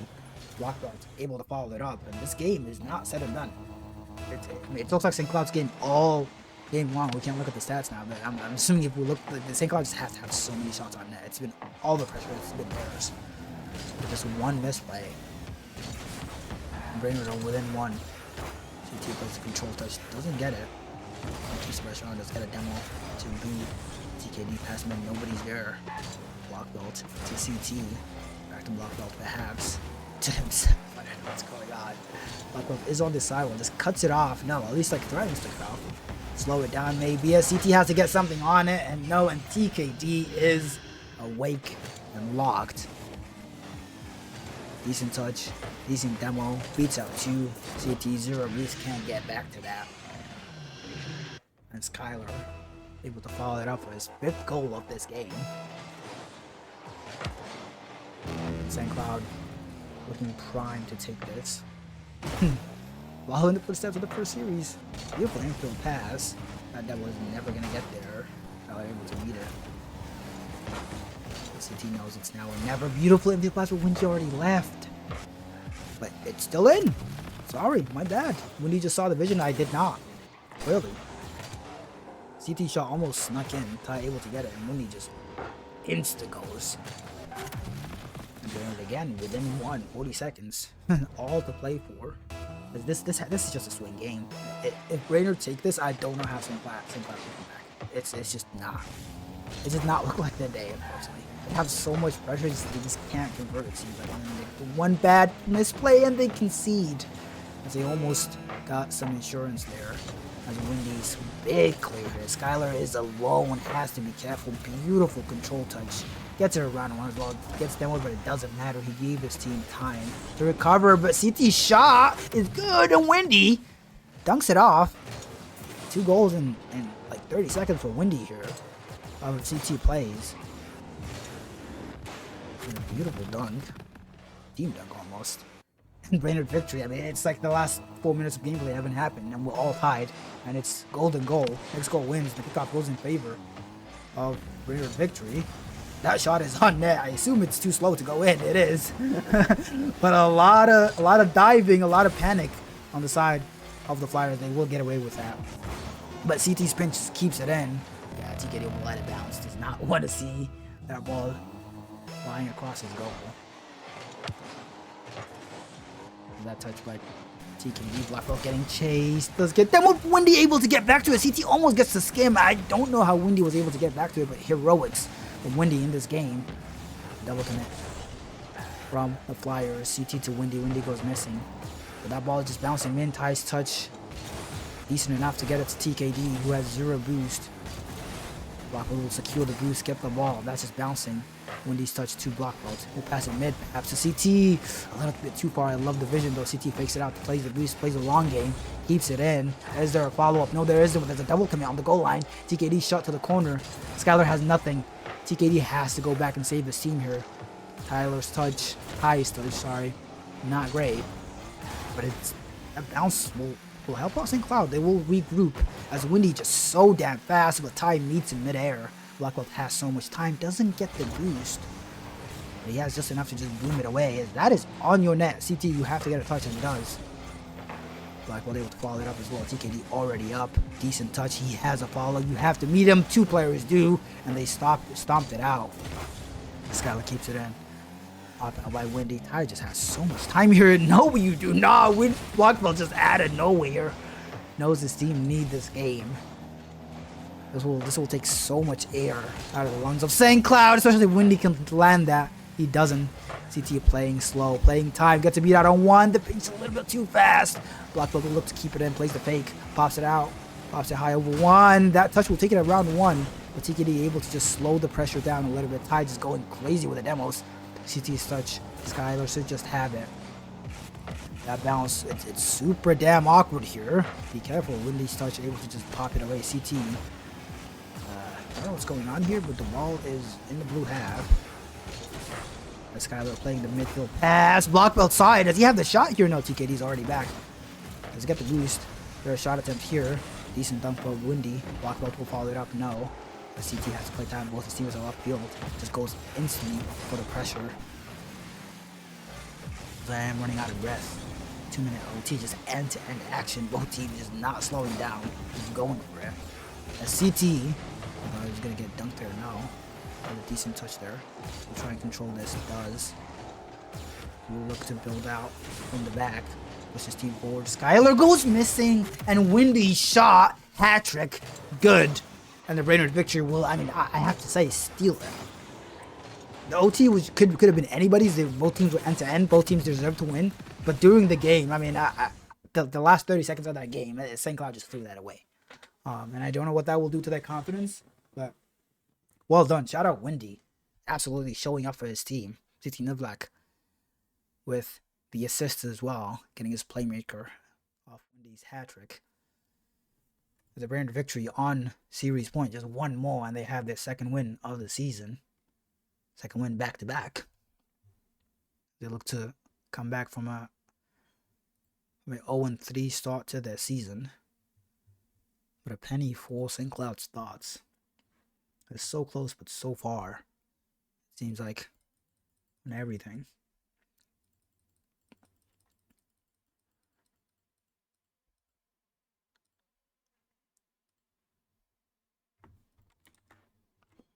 As you take a look at the Brainerd camp, the only camps we have, looking locked, looking energetic. The block belt smile just makes me smile. I love it. I love it. I love it. Never change, King. Never change. I love his enthusiasm. As Brainerd will hope that enthusiasm, that energy there, that speed will carry them through to a victory here.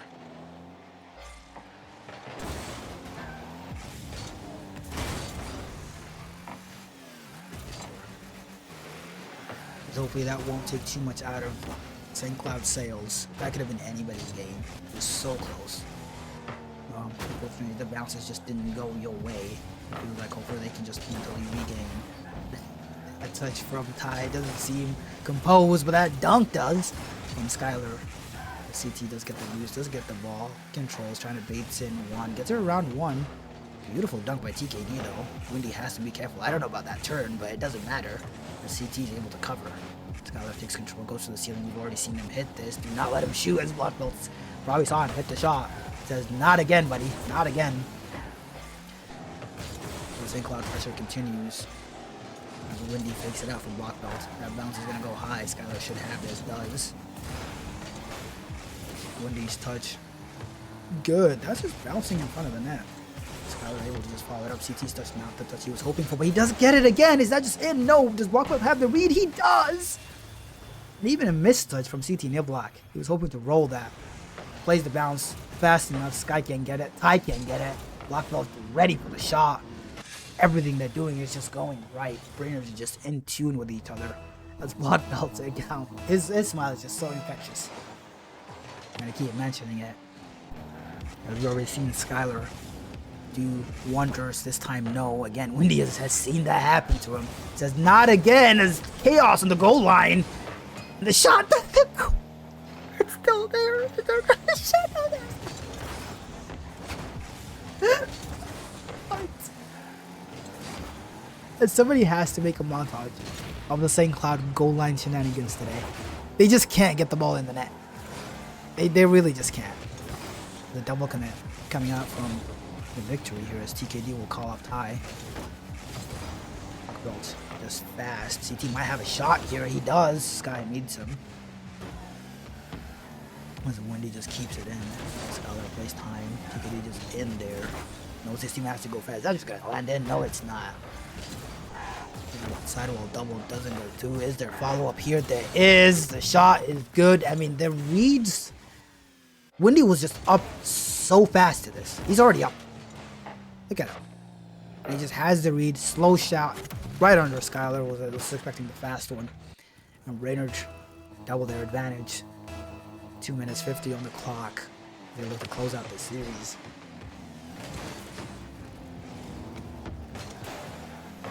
We do have a few scores coming in. Minneapolis Miracles sweeping the Omaha Buffalo, Kansas City Outlaws. Do they even have a team? How did they win in 5? I don't even know who that team is. Those who know. They did lose a player today at that goal line. And be able to get well. I mean, Windy, I gotta say, Windy has stepped the hell up. At CT speed also. I mean, I've said it time and time again, CT speed is not a surprise. I am really impressed with what I'm seeing from Windy. And if Windy can keep performing like this, Block Belt can keep being as fast as he's being. Both of them like complement CT so well. At least they are right now. And Brainerd just looks out of sight. Unfortunately, we can't see the cams for the Flyers to see their reaction. But I mean, 2 minutes, 2.5 minutes, still half the game left. I mean, if they can score 3, you can score 3. So there's still time. There's still time. Hopefully they can. They're still locked in. But the vibes are not dying.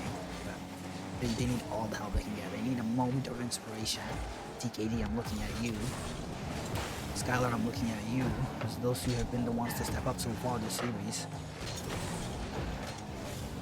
But I mean, if that just goes in, it's just over.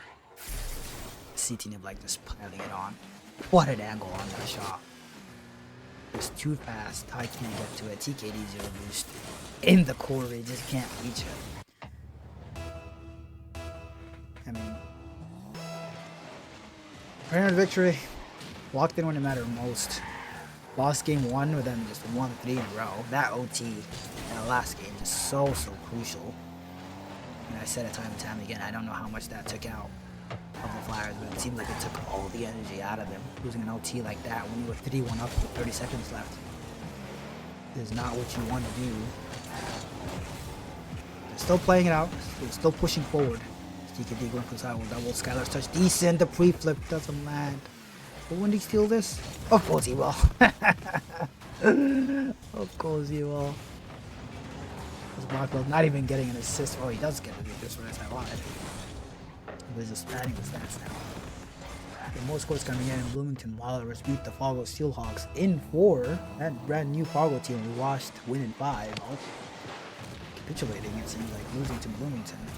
The Winnipeg Atlas beating the Chicago Jungle in 5. The Winnipeg Atlas do have a win on the board. No longer 0-4. Ding, ding, ding, ding, ding. We love that. And the last score to come in is the Des Moines Duratio.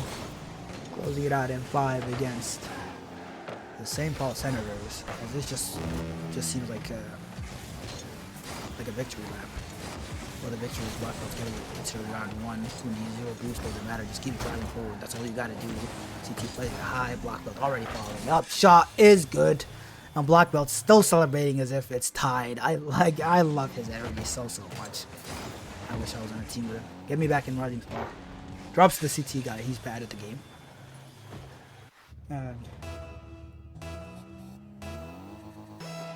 Brian Brainerd victory it just looks so good now. CT doesn't get it. Finally, Brainerd missing an open net. It's not just St. Cloud. It happens to everybody. A decent touch by Skylar there. Tyler still has control. Just CT Niblack. And that beautiful flick. TKD backflips. Doesn't have to follow. Blockbelt collects. Gets a 50 to round 1. The ball in the corner. I mean, this is not going to be a goal ever. The CT takes control. Nobody up. Plays the fake. Fell the pre-zone. And 15 seconds left. The Brainerd victory. Do take it in 4, and St. Cloud go 0-2 for the day on stream. Unfortunately. I mean, both series they definitely could have won. Another day, they had that. Let's maybe CT wants one more for the road. Not gonna go in. Ball will bounce. Series done. Shout out Brainerd.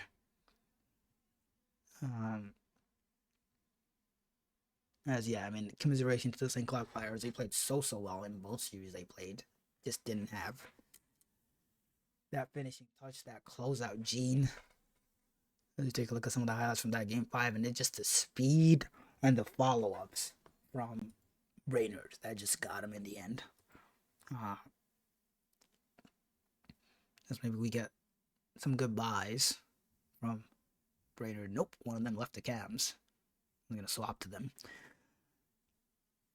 But what a series. What a damn series. Again, shout out St. Cloud. Shout out St. Cloud. We do have more action. We take a look at a schedule. Oh, I do not have the scores in. Give me a moment.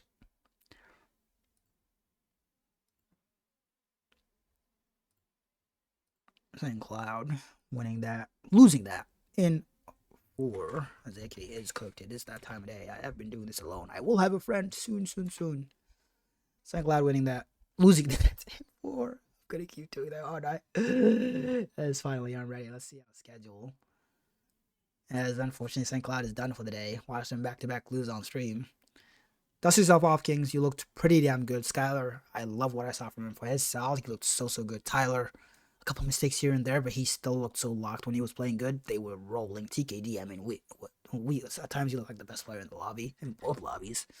So as long as they can maintain and play at their best, I'm looking forward to seeing what this team can do. Fargo Steelhawks, brand new team, closing it out in 5, and now we just watched Brainerd CT Nivlak, the man, the myth, legend. Do it. But we do have more action. Rochester, Chicago, up next after this very, very, very short break.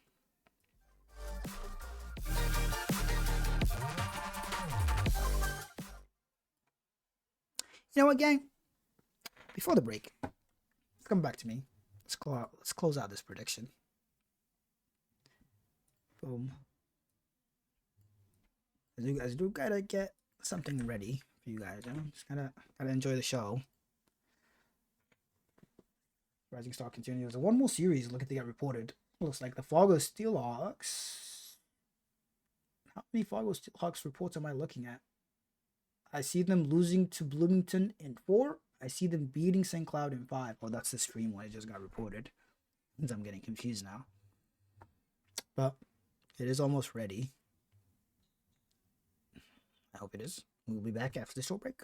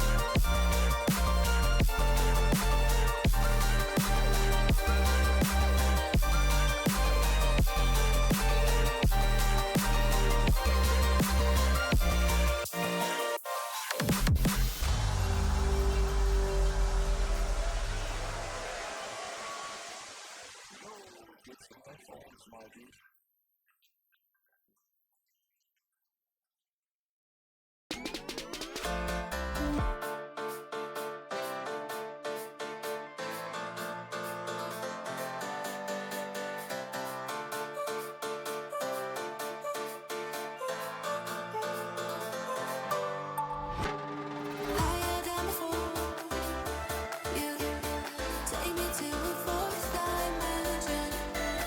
Left me wanting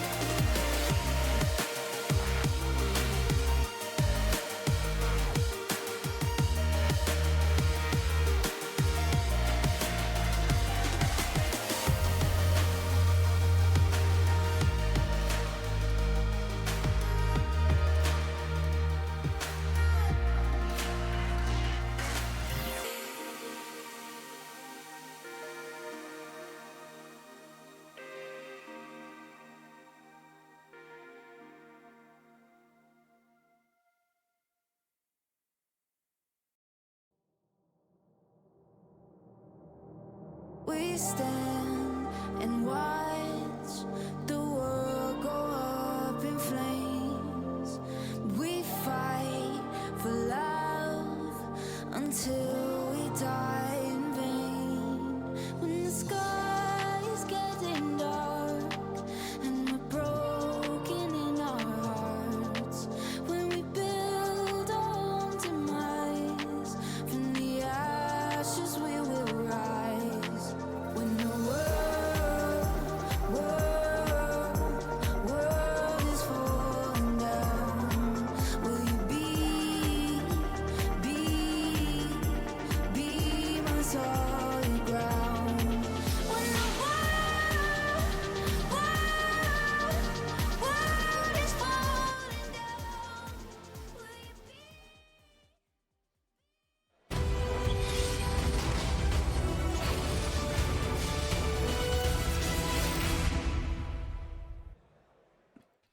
And we're back. And I say we because I'm not alone anymore. I have a friend. St. Cloud Flowers have left us. They've been here the whole time. They were the keeping me company, but this time I got the DA, the delay, the man, the myth, the legend. Clash, welcome. That's me. Glad to be here. And we get to cast a solid series here. We have the Rhythm versus the Jungle. AK, think about this match. I don't know. I haven't seen. I don't know. I haven't seen the Rhythm play. I see the names on the board and they look like a stacked team, but I haven't seen them play. I have Yep. seen the Jungle play, and they look like they look like such a damn good team. The team plays, the individual plays, they look all around so good. I mean, Shaded playing CRL with Mogi on a team, so I mean he's getting prime practice. But I mean, if you were to push me for a prediction, because I mean we're almost underway, 15 minutes late, but Yeah. I could go with the names on the paper. With the Rhythm, I could bag our friend Saoirse, but you know what? Let me be different. Give me the Jungle in 5. Keep the tradition going. Go all the way late. Let the next series start 30 minutes late. We don't care. It's fine. For sure. We're going 5. We're going 5 for sure. But yeah, I'm going to go with the on paper. I think that there's just such hard-hitting names there. Like M1, again, falling as far as he did in the draft, not because people didn't want him, but because of availability. Such a strong player and rising star, but supported by Saoirse, I believe I'm saying that right, and Lil Dude. That's a dangerous squad. So yeah, I'm going to be on the Rhythm, but why not in 5? Why not in 5? Indeed. Boom. As we are almost underway. I'm hearing the cars, the engines revving. Scumbro says, good luck, have fun. Indeed. Good luck, have fun, have fun. We're here, we're ready, we're locked. Oh boy, looking forward to this series. I mean, it has a lot to live up to, but I don't know how much you've been paying attention. I don't know if you've been watching your own team today or you just got home or something, but the games have been absolutely immaculate. St. Cloud Flyers Rising Star team has been giving us. So is the Fargo Steelhawks and the Brainerd Victory. The games have been bangers. Yeah, I wasn't able to watch the first series, but I kind of loosely watched the second one. But my team was playing at the same time, so I was mostly focused on that. So I wasn't able to focus on the on-stream stuff that much, but I'm excited. We're having bangers. Surely we can get another one here while when I join the cast. But everyone's trying to start things off for the Rhythm here, trying to get on the offensive end, but dealt well with by Jump. Yeah, the early action seems end to end. I'm loving the spacing I'm seeing from the Rhythm as Combo misses the sidewall. And Fiddle said stuff were pretty damn good, but Shaded way too far back. I'm saying I'm loving the spacing from Rochester. They seem well drilled. I know they've been putting a decent amount together. This Fiddlestick will just insert out that. I don't know what this car is called. I've seen him use it time and time again. I don't think I've ever seen him in another car, but I still don't know what it's called. Like a dad van almost. I can't really help see it. I'm gonna need to see it. Yeah. I'm gonna need to see it to figure out what it is. I might not even know. I don't know. I usually know all these cars, but I don't think I know that one. Maybe that's crazy. I don't know. But I think I'm trying to get some pressure going here, Gunbro, and try to relieve some of that Fiddlesticks with control. I'm gonna take a 50, but Big gets every piece of that one off the backboard now. Only as far as Shaded though, and Rhythm keeping the pressure on right now. Some early reaction. I mean, it's their structure that's just keeping them pinned. They're so spaced out. They have Mercy's coverage. A Searcher goes missing there, but thankfully nothing comes of it. Goes missing again. Fiddle 6 will have time. Just pops it high. And will be able to cover it to the sidewall to nobody really. And won't have to go back to boost. As well as bouncing awkwardly here. Fiddle 6 touch is down. Nobody even wanting to go for this ball. Searcher going back towards their own net here. That bounce, man. There's no shot. Because Shaded got demoed all the way in the net. Gumbra wasn't close enough. That was a missed opportunity for the Chicago Jungle, because there's been a few misplays on the side of the Raider, a couple missed balls where if they're a little more aggressive, they have it. Sersha, it's a decent touch. I love the flag on the car, but it's another story. And one shot will be good. Not the strong shot we were looking for, but you know, that's how you start the series. Maybe both teams nervous on first time on stream, maybe. Because you see the cam on the right side absolutely looking beautiful. With the Rochester rhythm on the board first. Yeah, whatever gets through, when it gets through, I mean, it doesn't have to be a beautiful shot, but you mentioned there was that Rhythm had some like weird misses and stuff, but that's one thing with structure. You could have like occasional just outright misses, but as long as you have that structure, you have that support behind you, it's not going to matter nearly as much. Obviously, it'd be great if you got that first touch, because it'll allow you to hold a little bit better pressure or whatever, but having a solid structure can relieve some mistakes. So Rhythm having that has already covered them pretty well in this series. They have the lead right now, 1-0. They're trying to get another one. M1 with flip reset. Doesn't quite get a follow-up touch, though. Fiddle 6 not getting the clear, but Gunbro able to bail him out. Bowling trying to get it out. Shig has to make a touch. Does. Little dude. Forward off the backboard. This one is bouncing very high. M1 opting to go early, but now goes off the backboard. Anyone from them there? Yes, they are. Little dude. Only as far as Fiddlesticks, though, on the back line. It's been very, very intense action. Nobody really taking complete control.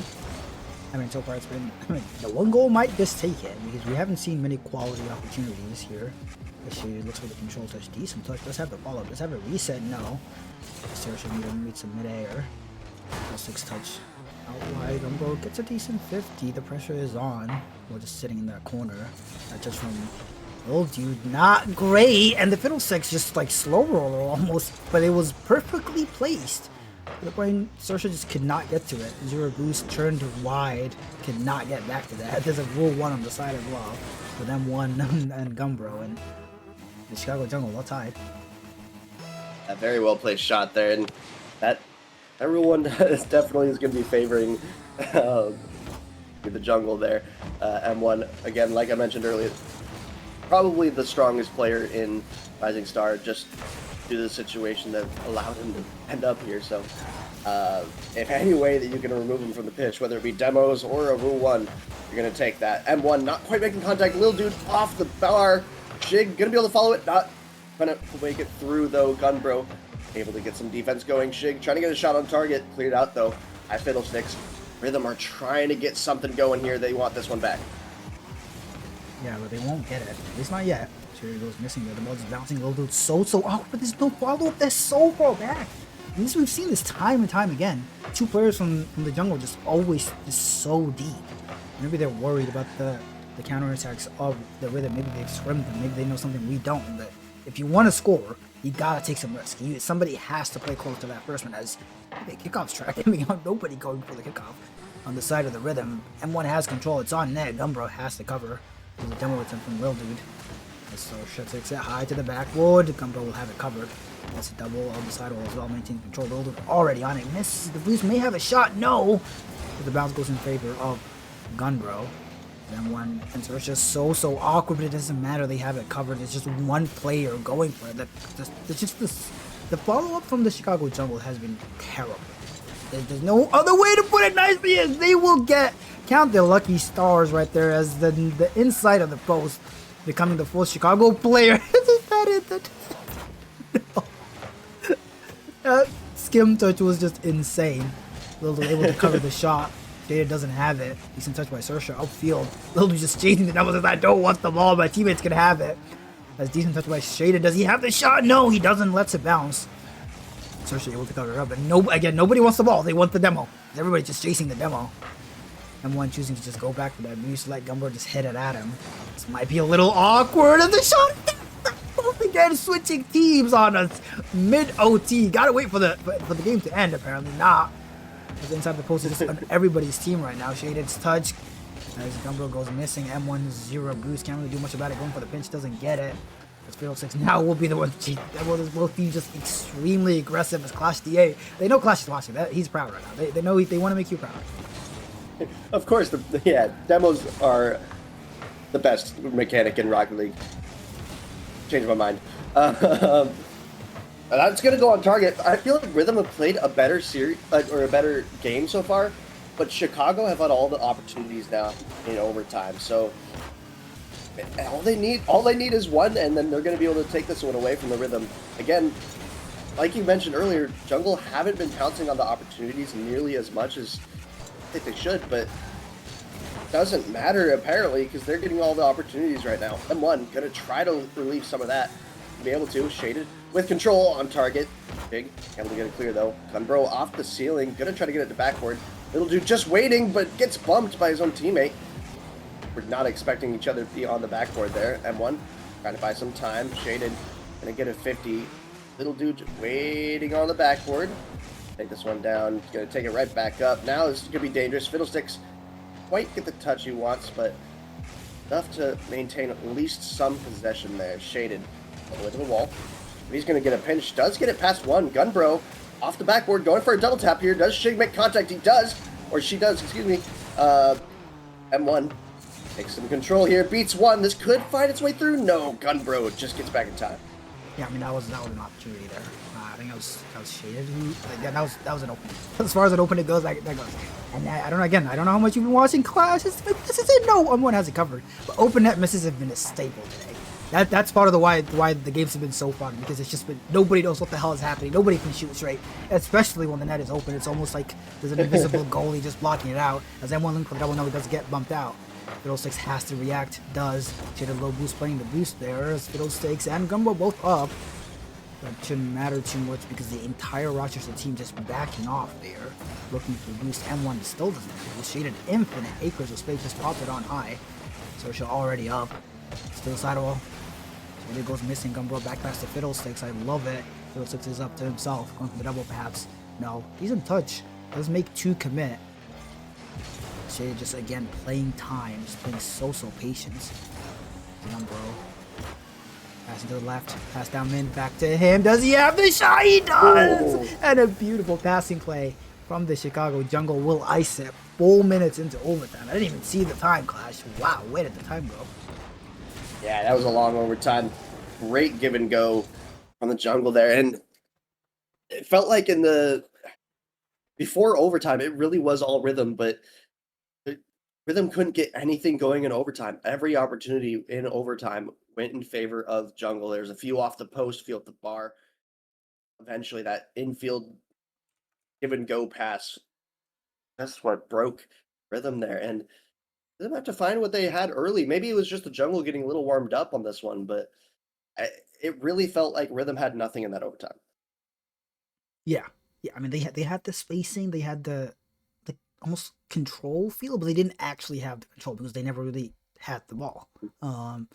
Compared to the side of the Jungle, the way they were just hard off and they were just going. I will say the fact that Jungle won that is very, very worrisome for the Rhythm, because the Jungle, they're still playing with a very, very staggered team. They're playing with a one-man for first man, and the other two are just so far back. If they figure that out, they're fast enough. I mean, we saw that in that last goal where the passing play between Shaded and Gumbo, they were close to each other. The one play they're close to each other, they pulled that out. They pull a highlight reel play.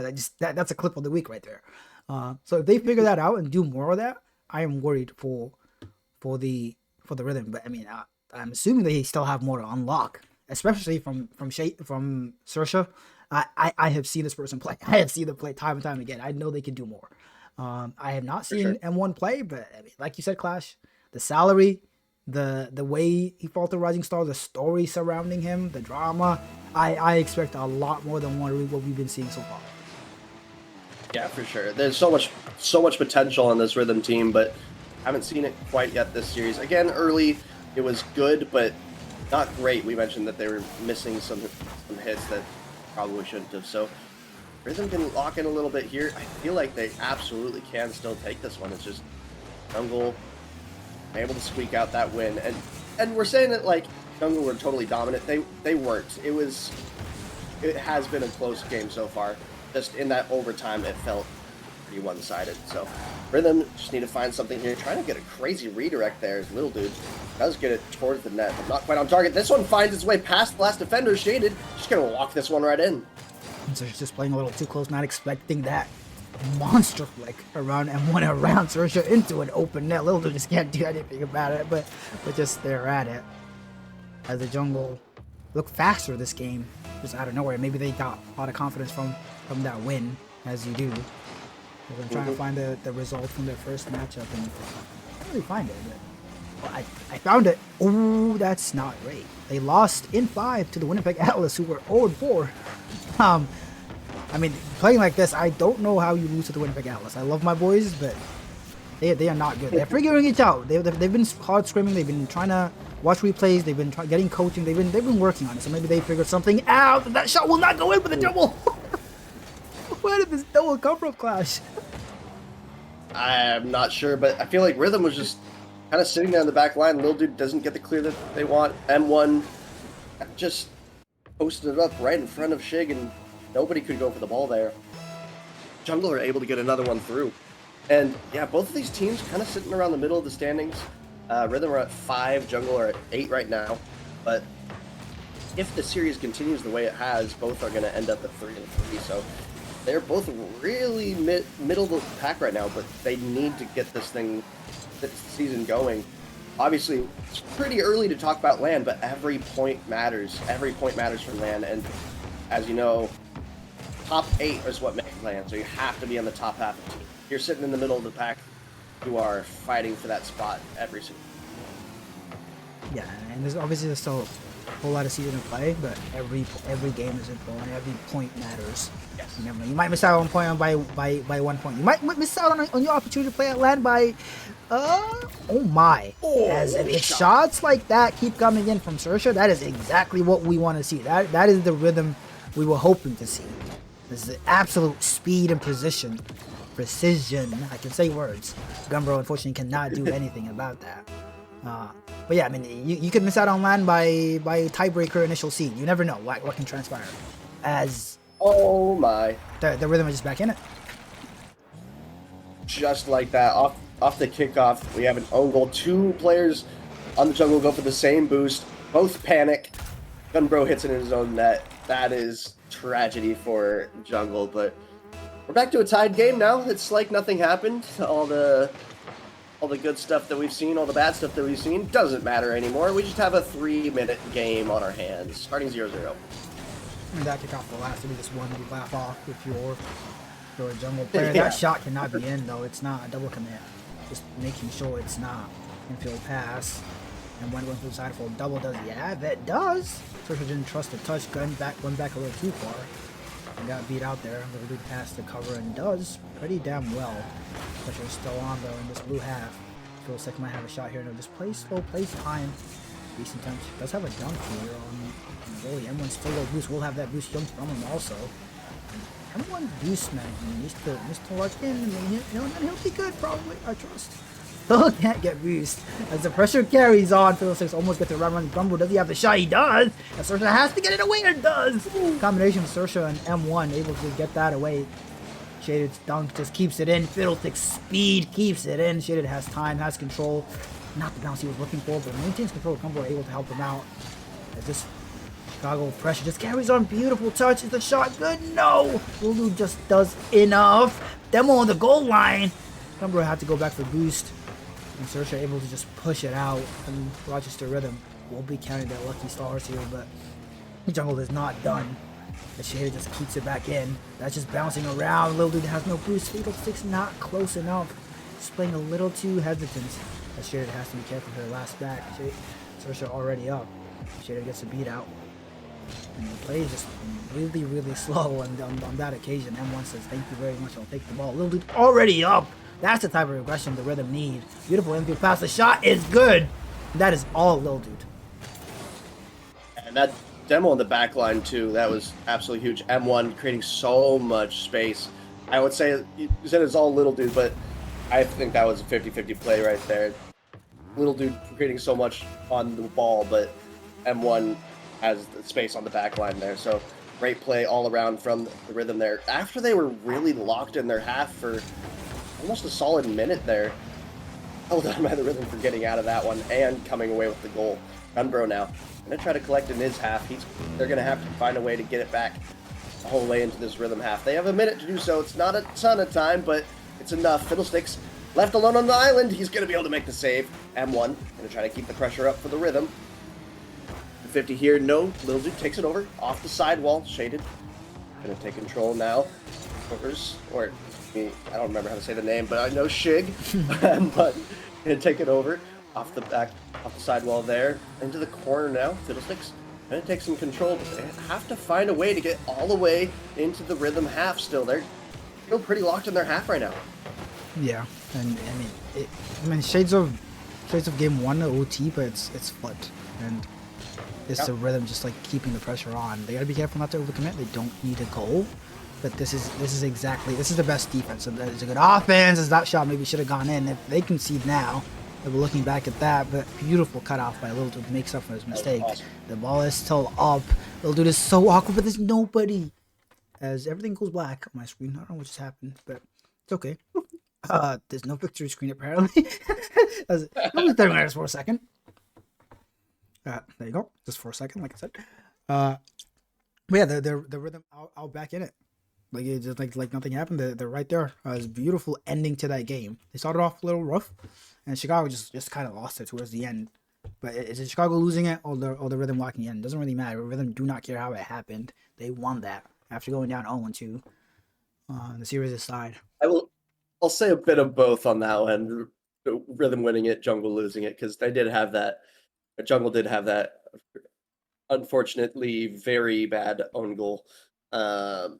But Shig also had that great play. Lil Dude and M1 combining for that one. Also, so I mean, yes to all of it. It was both Rhythm winning it and the Jungle losing it on that one. But it doesn't matter. It's still a tied series. We got a lot to go. Man, I've seen a lot of good out of both these teams, but I've seen a lot that they can work on. Jungle, they just have to. They can't have those big mistakes. That own goal really hurt them. Rhythm have to figure out a way to keep Jungle out of their half. yeah, well said. I got nothing else to add to it other than game 3 is about to be underway. And hey, if you're listening to Chicago, do exactly what Clash said, and you have a pretty damn good chance of winning because he covered all bases. On the other end here, on the kickoff, Saoirse, Shig, Saoirse, same person. We know them, we love them. One of our amazing producers at MCS. Shout out to them. Streams Challenger, no, streams Prem these days, and Challenger sometimes when Stewie can't. Hopefully, can get a little bit of happiness. I don't know if they won their first series of the day, but as they look to start off pretty strong here, starving the Chicago. As that pop reset just falling backwards. Saoirse just puts it to the backboard.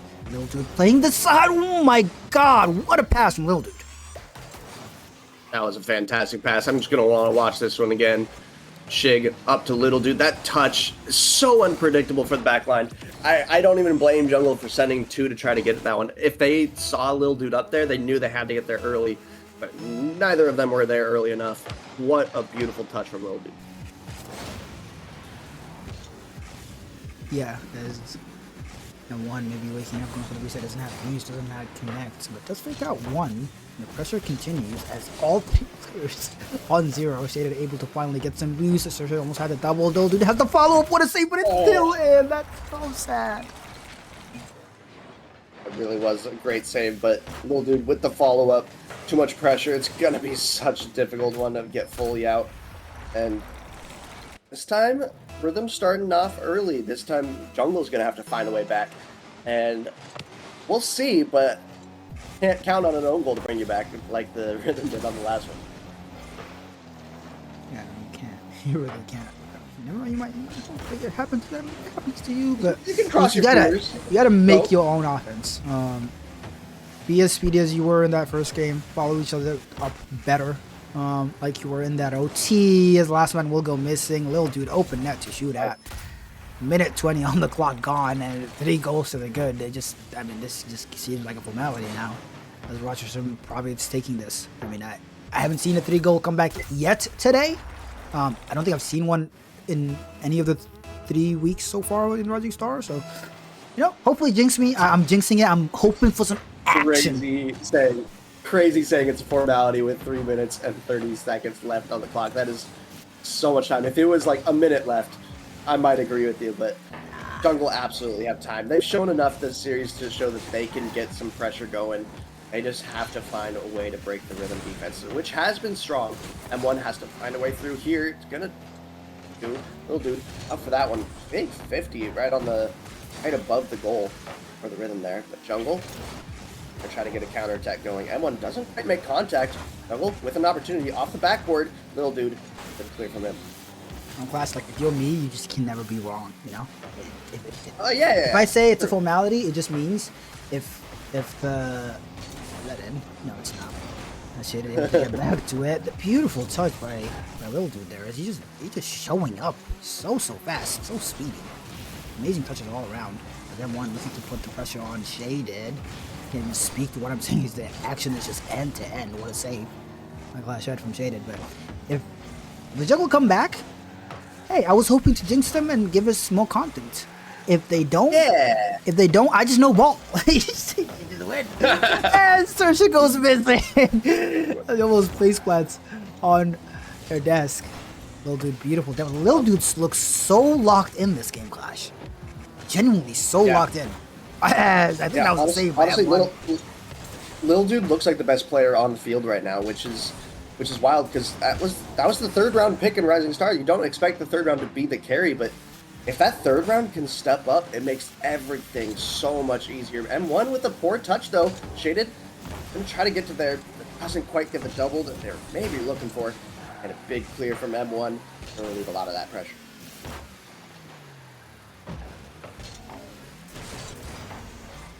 Yeah, and I mean, formality call is just looking good by the second. It's just nothing much has happened. It's looking better and better. Yeah, it's just been end-to-end action. Nothing really doing all around. A couple decent half chances, but that's about it. The staggered offense from the Jungle that we've seen time and time again carries on. That's a good pass. Follow-up not there. M1 able to just cover it. Sersha's touch not great, but M1 has boost, has control. What can he do? Gumbro, I love the aggression. Helping out his teammates. What a double on the sidewall. Just can't do anything about anything. He just has 0 boost. Sidewall pass almost makes its way to Shaded. But minute 5, they just look so dejected, even in the challenge game. Because Gumbro looks to still have some life in him, at least. Sersha will turn up field, play the pass. It's crossed again. It's a shot. I lied. It's not a pass. What an angle. I was hoping that you'd hand it to me at that point because I was going to make a prediction that we were going to get a goal within 20 seconds, like about 20 seconds ago. Just either based on Chicago overcommit or Chicago getting one, but now I don't look like the fortune teller you still are. But that's okay, I guess. At this point, though, most likely going to be a formality, barring some miraculous play from the Jungle. And Rhythm have looked really good in this one. They've really just held their structure that we've complimented them so much on. And Jungle just haven't found anything this game. It really doesn't feel like they've had any good opportunities. Yeah, and we haven't seen many one-sided games.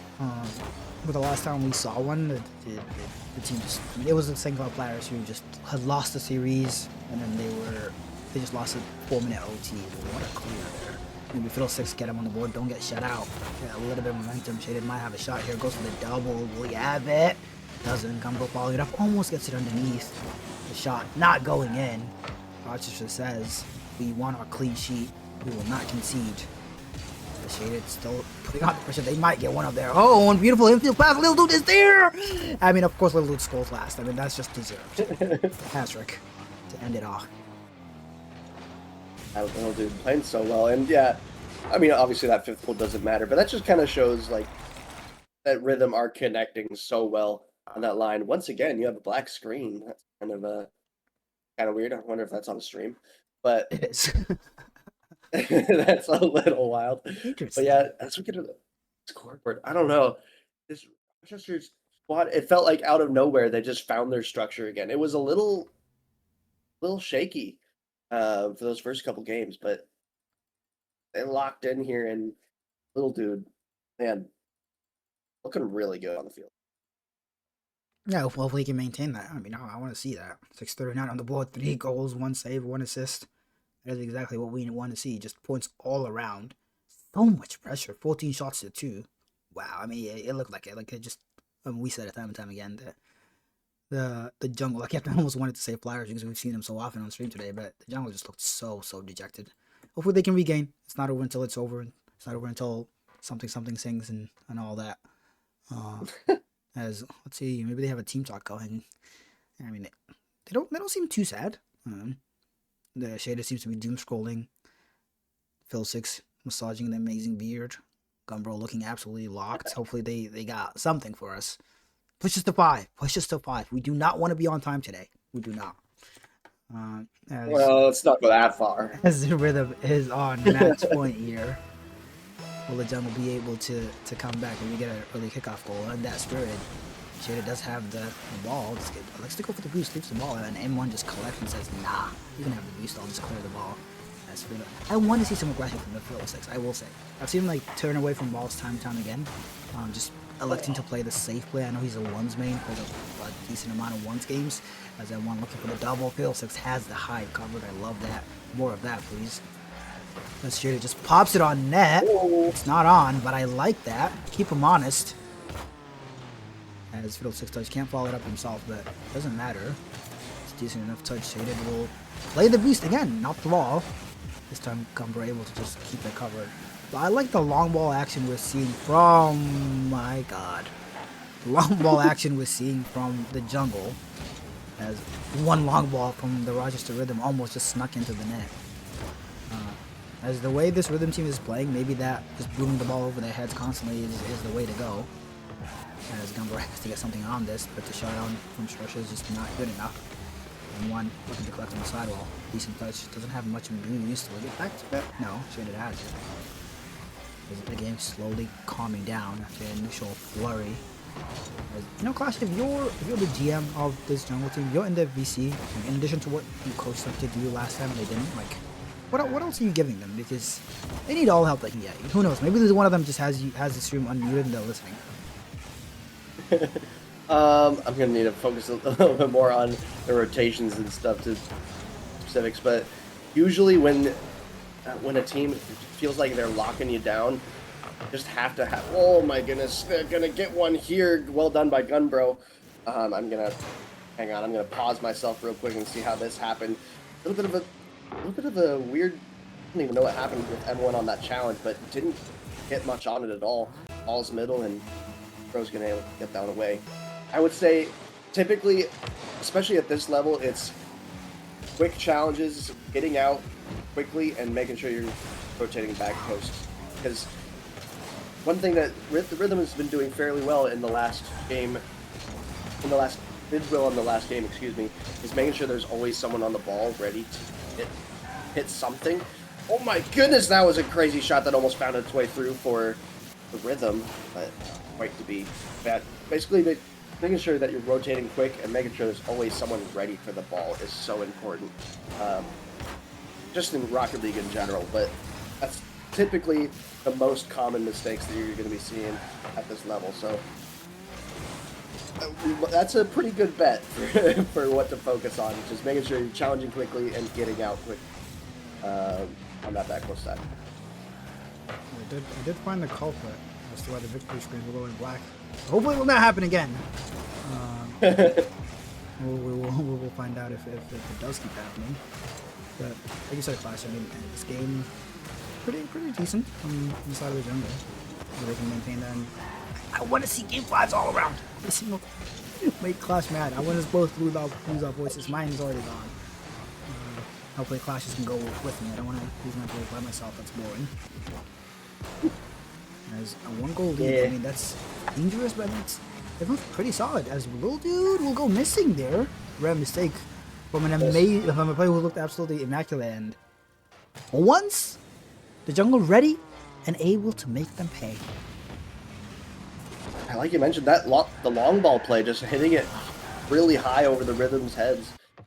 Been working so far this game. Jungle getting a lot of opportunities just with Rhythm being awkward. I feel like the Rhythm are playing a really aggressive third man, not even on purpose. I feel like they're just maintaining some momentum and always wanting someone to be on the ball, which is, in theory, is good. But the issue is, if Jungle start playing that long ball, you don't have a way to possess the ball, and now you just have to get a weird touch off your own backboard or something to try to maintain. Now a squishy save coming out from Shaded.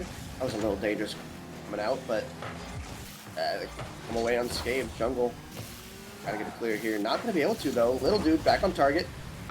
Unbro able to get a save, but Demo for his efforts. Now one back off the backboard. Good save by Fiddlesticks. Unbro pressing it forward to Fiddlesticks. Off the backboard again is Rhythm's hit. Not gonna find its way through. A little bit of an awkward touch there from Shaded. Shig doesn't quite get that final touch. That would have been a great opportunity if they were able to find that double. Yeah, unfortunately, it didn't happen. Shaded just one clear just gets it around the whole team. And Fiddlesticks is now following close, and they're winning. They have a very solid second man now, which I'm loving to see. Stretcher touches wide, M1 will follow it up. That is just on net. So I really thought Stretcher had that touch, and they did. But when the time just clocked it, now they need 2, not 1. And you gotta think, unless they score right now, maybe get a kickoff goal, it's not gonna go in. It's every second ticking by. It's just another one with a dagger. You are going to 5, and you are getting shut out in game 4. The last time this happened, the team that was up 2-1 did lose. So hopefully we get what we asked for. Well, I asked for in 5. Jungle to push it. Hopefully, we haven't seen a game 5 overtime today, so I want that. Why not? Let me be a little greedy. Sure, overtime, but let's make it a short one. Quick, like 20 seconds in.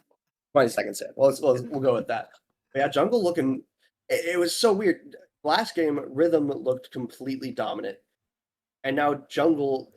Obviously, they got a pretty early lead, but they're able to just keep putting on the pressure. The shots don't really reflect what I feel like the pressure was showing there. I felt like Jungle had a lot of control that whole game.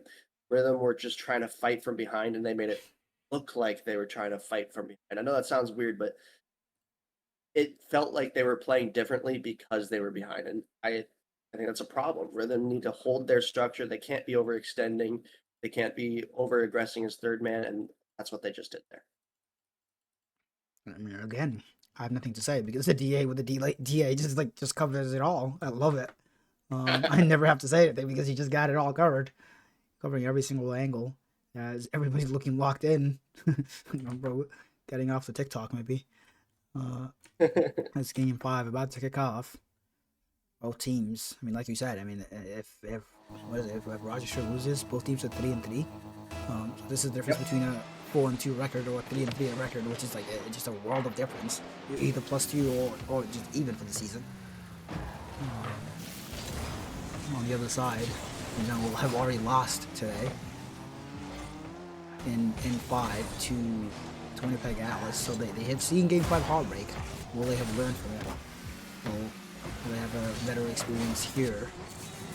And this by Fiddlesticks not gonna go great, but Shaded has it covered, gets it around the whole team, and one has to be careful is as that pitch attempt. Fiddlesticks pretty close, but M1 does get the better of that. Still up. We're already up. I love the aggression. That's something we see time and time again in Rising Star that we don't really see much of in Challenger and Prime because they want to be small, they want to be thinky. Nobody cares, just go for the ball! As M1 finally goes for the ball, has the save. Fiddlesticks trying to push it on. Just keeping this pressure. Did you say they want to be thinky? I did say thinky, yes. There's no better way to describe it. I don't regret my choices. That's fair. Rising Star is definitely a go offense type play style, and M1 going right over the Jungle's head. And pretty much a 3v1 play, just like the flick just beating Shaded and Fiddlesticks, and Gumbro last man back doesn't wait. I mean, just let it go, just commits, and unfortunately can't get the touch. And then one just rolls it into an open net. And the Rhythm, after not scoring for 6 minutes straight, finally have a goal. As they look to hold on to this one. But the Jungle are awake, the Jungle are online, as they will not let this stand for long. I hope, at least for OT prediction, that his little dude will we see another Game 3 performance. Game 3, little dude, those who know, like actual prime LeBron performance, so please see more of that. Looking forward to watching him play all season long. Looking forward to seeing everybody on this field play, really. They all look so damn good. As M1's ball to the sidewall, Sersha would keep it in. Feels like really beast with ball. I mean, if you're gonna boom it like that, I need you to hit it harder and like higher. So you actually get it over them, as M1 will play it slow, almost gets the underneath, doesn't, but the shot is on! Sersha doesn't get it. Shaded leaves it for Fiddlesticks, who plays the high. Even with low boost, as I really thought M1 was gonna hit that. That is, faking that in front of your goal line is dangerous. I don't know if they call it. If they did, fair enough. Good trust on your teammates. You gotta be careful with that though. Not getting made to pay. As Gumbro has to turn even with 0 abuse. I love that. I don't think we just touched from Sersha, but has the follow-up around their own teammate to M1 on the sidewall. Cut off by Fiddlesticks, but Gumbro and Shaded both low, both back, both deep, and little dude is awake! He's speedy, he's fast, he has the pass, he has a shot, and the Rochester Rhythm, 2 goals to the good. A few things that happened that I wanted to talk about, but only focus on one at a time. First of all, M1 having some great 50s so far, just creating opportunities for his team. I know it wasn't on him on that goal, but maintaining so much offense, and then great control also from the Rhythm on the back line. Jungle, every time that I feel like they want to get some pressure, Rhythm are playing so passive on the defense, which I normally don't suggest, but it's working so well for them because they're getting such great touches that Jungle just can't keep things going. Now Jungle's stuck on the back line. Rhythm had this lead, and just like Game 3, it really feels like Rhythm are in control now. It does, yeah. But it's only 2 goals. It was almost 3. Shooter has acres of space, and Reason just plays the shot. I love that. Get the double. No, he doesn't have the read. I think if he played a little more patient, he just had the open net to shoot at. But I love the instant shot on net. He's like almost like that boom ball playstyle that they've been going with. Worked so well for them last game. Kind of working for them this game as well. They just don't have a finishing touch. Just keep that going. Don't slow it down. Exactly. That is in the net. Don't slow it down. Keep shooting, because I mean we've seen it time and time again. The Rhythm will just go. They will fly at the ball even if they're awkward, even if they have no boost, even if whatever. They're just so aggressive in that positioning that this is the way to play against the Rhythm. Clearly. So just keep doing it. Yeah. Whenever, especially once those first 2 commit, if you just can bang the ball hard, way too frequently, unfortunately for the Rhythm, it's just getting past that 3rd man, and it's so awkward. The Shaded, gonna try to keep this thing going. This one could get through. Shig is gonna make it good contact on that one though. To try to maintain this lead. Little dude, 0 boost, trying to get some pressure going. Bit of a miss by the Jungle here, and this is gonna be awkward. It is. Shig extends the lead back to 2. And just a misplay here. Fiddlesticks unfortunately getting bumped. Shaded just driving past the ball, and they got bumped by M1, but just Sersha just has a dunk on the open net. 2 goals, minute, and we've seen worse. But I mean, it just looks like the Rhythm are just more locked in this game, especially more than they were last game. And just have it. They're just sneaking in. Now Fiddlesticks should have this, and does. And 1 goes missing. Lildu did commit. The shot is not on. Is there a follow-up here? Lildu able to cover that. So she'll insta-dive on that. Does get a decent touch. Gumbro mid to himself. By a little bit, just takes it back to the corner. Pass mid by Fiddlesticks to Sersha. And 1 is already up. Shaded cuts it off. Little dude is awkward, but no, he's just faster. Doesn't matter if he's awkward. They'll fake it for M1, who gets it around 1. That's just not sneaking in. But Fiddlesticks, just they have to push. They need 2 goals. You gotta go. So that 1 will not miss that, and that 1 touch will just take 5 seconds off the clock. That other 1 will take more. The boost grab by Sersha, bumping the teammate off the ball, maybe getting a goal to boot. No, it's Gumbro. I mean, it's easy. You don't have anything. It's okay though. You played well. unfortunate day of Rocket League. As the Rochester Rhythm will clean it up. They can't possibly lose this now. It's over. The Jungle going 0-2 for the day. Rhythm closing it out when it matters most. Both teams pretty good, I'd say, all around. Pretty well matched. Yeah, there really were great opportunities for both teams there. Rhythm obviously coming out on top, had a little bit more control throughout the series, but Jungle had some good offensive pressure, especially in those 2 games that they won. But Rhythm, games 5 and 3, they really locked in and felt like they were in full control. That was the difference. Yeah, and we still have one more series to go. Shout out to the Jungle and the Rhythm for choosing to be on stream and giving us a show. I mean, that like all they did. Rising Star has been delivering. As I'm trying my hardest to stall, but I am failing because my brain just can't remember what I was gonna do. But we will get there together, as always. Rising Star gang. But the Rhythm do close it out there. And it is the Bloomington Maulers on next Clash. I didn't even realize. Maybe that's why you're here. Honestly, when I signed up for it, I didn't even realize, but now I'm happy. So we will be watching the Green Bay Knights against the Bloomington Maulers. I don't know how either of them are doing. Clash, you want to give us some insight? Yeah, both of them are doing well. Maulers 4-1 right now, so very solid on the standings. Low game. For 4-1, they have a pretty low game differential though. It's +5. Knights currently in 5th standings, but not far behind at all. 3-2 with a +4 game differential. So really good game diff for just being 3-2. But a really good matchup. 2 highly seeded 3rd and 5th head to head here. Yeah, well said. I mean, the DA just always has every angle covered. You can never really add to it if what you say is perfect. I love it. I mean that one I just read off the screen, but yeah, I'm expecting this to be a really good series. Obviously, spoilers. I like Maulers here, but like, man, no matter what, it is, and we will be right back after this short break with Green Bay Knights against the Bloomington Maulers for our last Rising Star match of the night.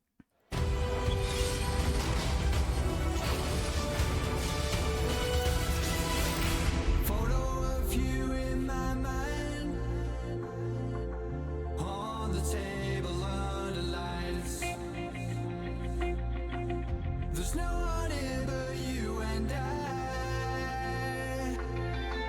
This neon town is yours and mine. And I said, hey, Carissa, stayed up through the days and night, lay and we watched the world get light. Hey, Carissa.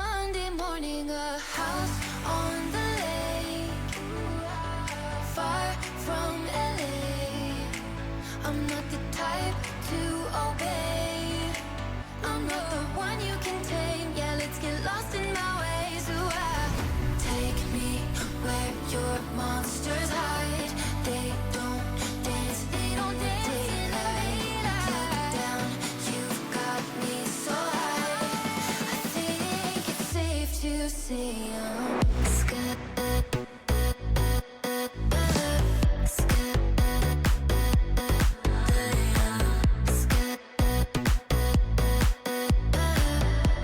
I think it's safe to see 'em.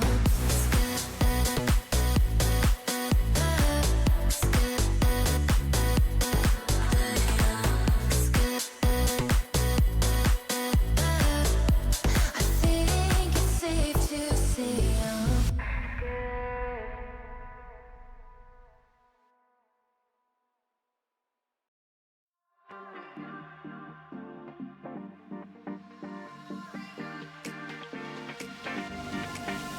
Your vision.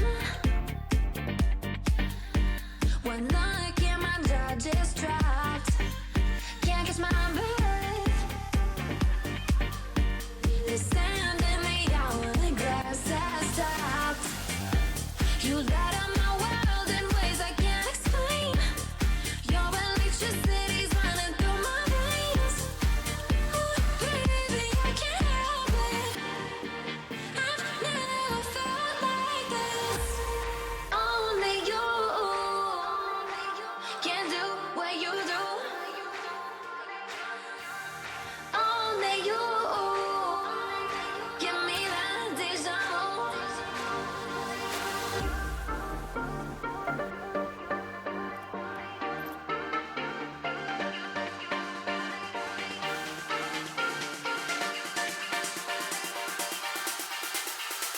Only you.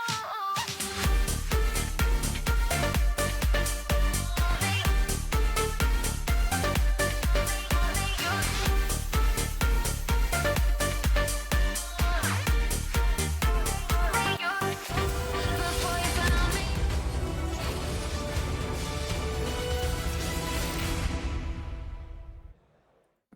And we're back. Finally. Finally. The end of the night is almost here, Clash, as I think an ad just started. Of course, perfect timing. Why not? Why not? Oh, God, I love it. You know what the good thing is? If you subscribe with Twitch Prime, then you won't have ads. But of course, if you're hearing me say this right now, then Yeah.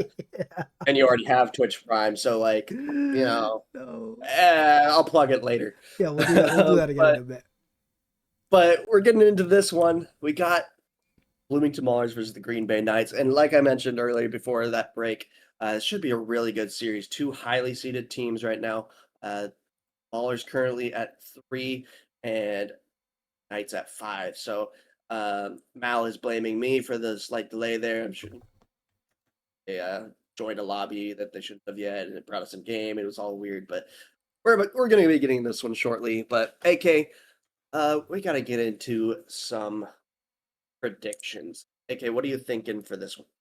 I don't know how wrong I've been today, but it seems like I got the first one and then I've been wrong twice. So, can you really go wrong with predicting the DA's team? No. And No, if of we course go not. wrong, that's good because we jinx Clash's team. No, So, no. give me Bloomington in 3. Whoa, I was going to do the exact same thing. Bloomington sweep this series. Let's go. They got this. No, I really do like the Bloomington team here. I think the roster is so dangerous. I was so happy when I was able to draft all 3 of these players. I think they bring so much to the table. Sleef Dog, such an aggressive player, strong first man. King Drop does so much support role so well, whether it be second or third man. Who fills in that rotation so well. Such a strong third man to be able to get. So I really like this team, but cannot discount the other side. Mal, Donald, and they're all such strong players. Mal had been in Challenger for a while, and unfortunately fell into Rising Star, but still has that prowess to him and plays so well for Rising Star. Yeah, and it is weird like how they draft one. Like there's quite a few players in Rising Star seeking Uvax, the Halls of this world, that I'm surprised fell, and then some of the people that got taken. I'm not gonna name names, but Some of them AK? some of them might have some imposter syndrome, but I did beat the Clash DA last week, so that's whatever. But back to the matter at hand. Maul, we were just talking about him. Clash just mentioned him as the man, the myth, the legend. Just starting off with a banger, MCS champion himself.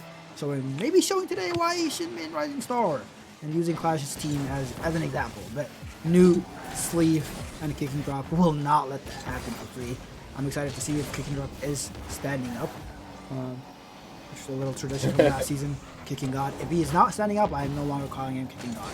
As maybe a shot attempt from Donald goes missing. The early pressure, looking like it's all Green Bay. Sleep Dog, you're gonna try to take control out here. Gonna be able to get the pop that he wants though. Donald on target, Kicking Drop, able to make a save. Both Newt and Kicking Drop jumping for that one. Something that Maulers are gonna have to avoid. Sleep Dog, big clear coming out. Donald, able to get this one. Gets control coming out of his zone. Kicking Drop, that one out. Newt gets demoed for his efforts. Gets a clear though.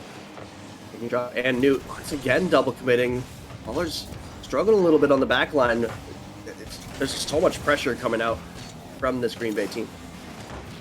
So I'm disappointed we don't have a Maul cam, but I do see a Bloomington jersey in the works.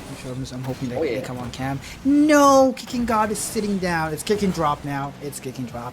As I don't know why Sleep Dog's camera. Oh, I see. It's not popping up, but we do have a MCS jersey. Hashtag link out soon. Hashtag ad. We'll be out there as Bloomington try and push, try and get the equalizer here. They've had a sustained period of pressure over the last 40 seconds here. As Sleeve almost gets that Maul, able to get it away. This is just bouncing mid. Penn has to recover. Does well. Sleeve, even with low boost, choosing to just stay and keep the pressure on. Kicking Drop now passing in. That pinch is just insane. He's not going to be able to follow up. Maul with Reese takes control, trying to go cross field. Gets it around one. Does he have to double? He might. No, Sleeve has it covered. Yeah, Maul in the air there. It's looking so dangerous. Good clear by the Maulers, but man, it's so much offensive pressure coming out for the Knights. Sleep, they try to get this one forward, but only as far as that last defender for the Knights. Newt pushing it forward now. Gonna be a shot, not quite on target. Cleared away anyway. Sleep Dog in the middle, no one there waiting, and be able to get it clear here. Sleep Dog tries to get in the way. Two demos coming out. There might be a third. Maul is chasing. Good clear though by Sleeve. He had to get that as Kicking Drop got demoed on the back line. Oh, and that one fights his way through. That was a bad time for me to stop talking. Sleep Dog ties this one up for the Maulers. No, we don't see a Bloomington jersey. What? As Sleeve just read that play. Like you have to make sure you have acres of space if you're going to be hitting the ball that low in front of your net. That's just not something you do. And Sleeve just sensing it. Seeing that, hey, this might happen. Maybe I should just stay close and dive as he looks to maybe get two for his team. Puts the side of his team not falling up close. But I love what I'm seeing. The pinch attempts coming out from Donald and Maul. A couple longs on the same team. As he looked pretty damn good together last week. He watched them play. As Penn goes missing, but it becomes a fake. Maul will follow it up himself. Newt will get beaten now. Is there a follow from Penn? Almost. Sleeve has to be fast and is. As he gets a beat out on one, Sleep Dog in the air with boost. Plays the pass instead of the solo play as he's chasing demos. Of course, this dang franchise as that shot by Donald almost sneaks in. Sleep Dog doesn't quite make contact on that, but it does enough to force out for Kicking Drop. Kicking Drop, very low boost though. Not gonna be able to do much. Maybe gets a pop there. Good demo coming out from Sleep Dog. Newt just doesn't quite make contact. Did have to get a perfect touch there to be able to get that one on target, but not quite to be. Now Maulers have to retreat. Donald, the corner, no one pressuring for the Knights there. It was just Donald on the offensive side. It was a little weird. I expected counterattack to come out from the Knights, but have to be Kicking Drop, fighting his way through 150 there. Not going to be able to get the second one. Mal on the offensive side now. Zero boost. He intercepted by Sleep Dog. Not on targets. Donald shot. Newt try to be first in this one. Gets a little bit of a dunk out. Now Penn off the wall, off the backboard, going for the double. Does get some contact. This one might just be open. It is. Donald gonna put this one away for the Knights. 30 seconds. Beautiful pass. Unfortunate miss by both Kicking Drop and Sleeve, and Donald just ready to follow it up into that open net as Green Bay look to push forward and add to that tally. Looking pretty dang impressive all season long. Who knew Amos could play Rocket League? As Donald says, AK, what did you just say? Watch me at my second in 10 seconds, in 5 seconds even. Beautiful kickoff. Follow from Green Bay, just better than that of the Bloomington Maulers. Maybe they need some DA coaching. Get on that, buddy. I should go in their chat well after the game and give them a little something. But yeah, I really feel like they're kind of just tripping up on each other on the back line. That's the biggest thing as the Maulers. Like whenever it ends up on their backboard or anything like that, there's frequently either two committing or someone sitting in front of someone else on the back line. So it's just creating some awkward situations on that defensive end. I feel like the Maulers have had some good offense throughout this game, but if your defense isn't where it needs to be, then the offense isn't going to matter that much. Maybe going to be able to try to get another one here. Able to control it. It's dunked out. Donald. Well, this could go through. It doesn't. It wouldn't have mattered if it went in anyway, but consolation goal would have been nice. Yeah, thankfully for me, because I already pressed the button, the replay button, it didn't go in. As I was praying. But Green Bay Knights do take that. I mean, standings are telling me these two teams are. I mean, Bloomington is 4-1. They already won their series today. And the Fargo Steelhawks are 3-2. So it's a matter of you win this. I mean, it's literally the exact same carbon copy from last series clash, where it's Green Bay wins, they're both 4-2. Bloomington wins, they're 5-1. All of a sudden, it's just like this shift is insane. I mean, so early into the season, one series can just make your record just look so much better. First series of the season, you're undefeated or or you never have won. But yeah, it's very true. Yeah, the earlier the season, the more it feels like it's going to shift standings, because it will for sure. Every game matters so much more when less points have been distributed. But not to mention, we are getting into the major here shortly, and teams want to get good seats in there. Thing is going to determine groups. Groups is going to help determine how well you're going to be performing through them. So every position matters, and every game it matters, and no exception, especially with. I don't know what we're looking at, Clash, with Penn's camera. I mean, I see Discord on the screen. I see a hashtag add karma water bottle on the desk, like a convenient place. That has to be that. He has to be getting paid for that. But I don't know why we're not getting the face cam. The camera is clearly on. It's pretty damn good quality. I like the desk setup though. Shout out him. But it doesn't matter as long as they're winning. He won't care about that stuff. We do, but he doesn't. As Donald looking for the title, double doesn't get it. Big booming clear. We have seen those pay off. Especially teams that are extremely aggressive, and Maul on the other side.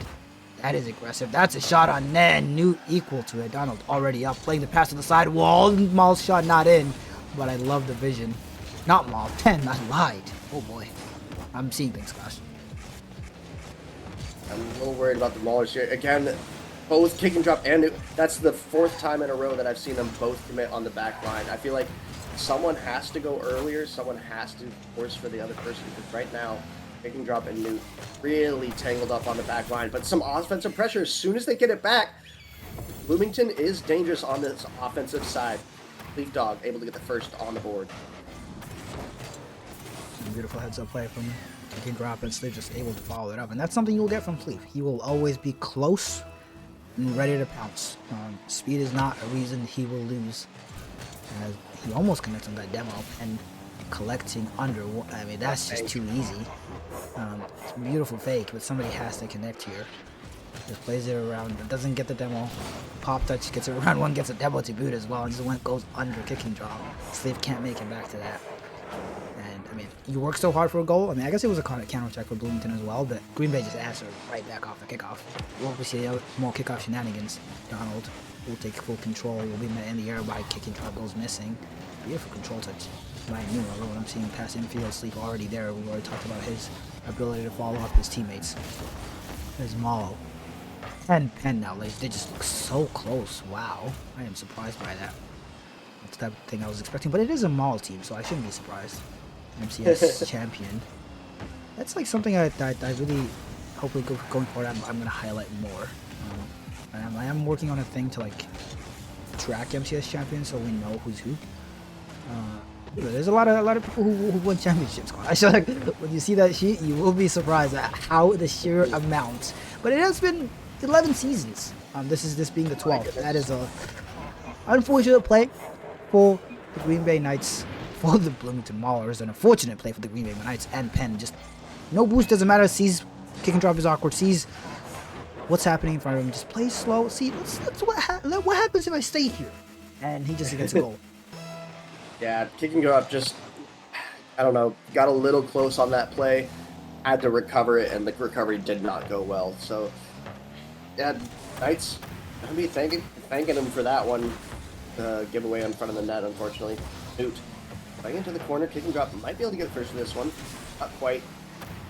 The backboard, though, this still could be dangerous for the Knights. Off the ceiling now to Newt. Bounce up. So might be able to get that first again. Field pass coming through. Is anyone there for the Ballers? No. But kick and drop back to the middle. Sleep Dog gets bumped by Newt. That was such a great opportunity for the Maulers, and instantly it backfires. And then the lead is extended to 2 for the Knights. That's a huge mistake. I mean, that's just one of those, like, hey, you don't make use of your opportunities. We will make you pay immediately and instantly. And the speed with which Green Bay just converted that chance to go to the good as they look to go 2-0 and put Bloomington on the sweep territory. Sleep Dog, Newt, and kicking drop. What can they do? How can they push forward? Sleep, maybe a solo play from him. Just get a beat out on one. Maybe have a touch around one. It's not in. The follow up not there. Kicking drop has to be careful. Decent touch to himself. We'll run out of boost, but he does get it wide enough to avert the danger. Let's get a bump out as well. Sleep will have acres of space as Donald will meet him on the sidewall. Kicking drop just booms it out. Sleep already up. Instant speed. Does get a touch. Kicking drop ready to follow up. The bounce shot is good. And Bloomington within one.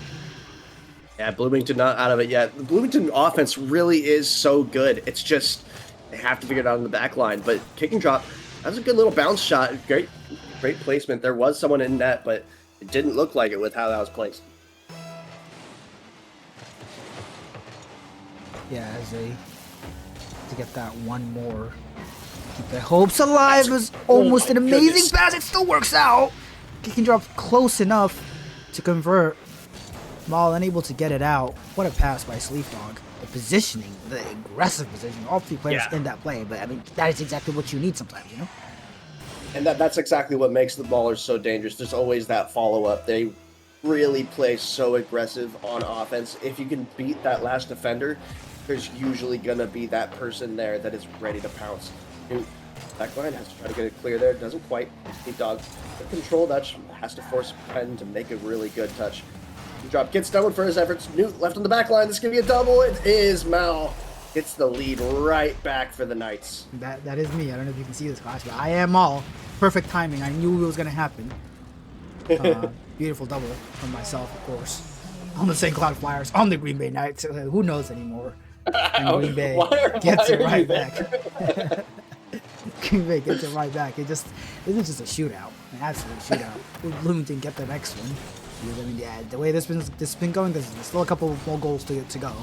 Kicking drop will not get the boost. Won't make it to the ball. Ball just keeps the pressure on. Well, I keep the pressure on. I lied. My bad. Goes missing. Penn has to be careful here. Awkward and around him. And Bloomington died.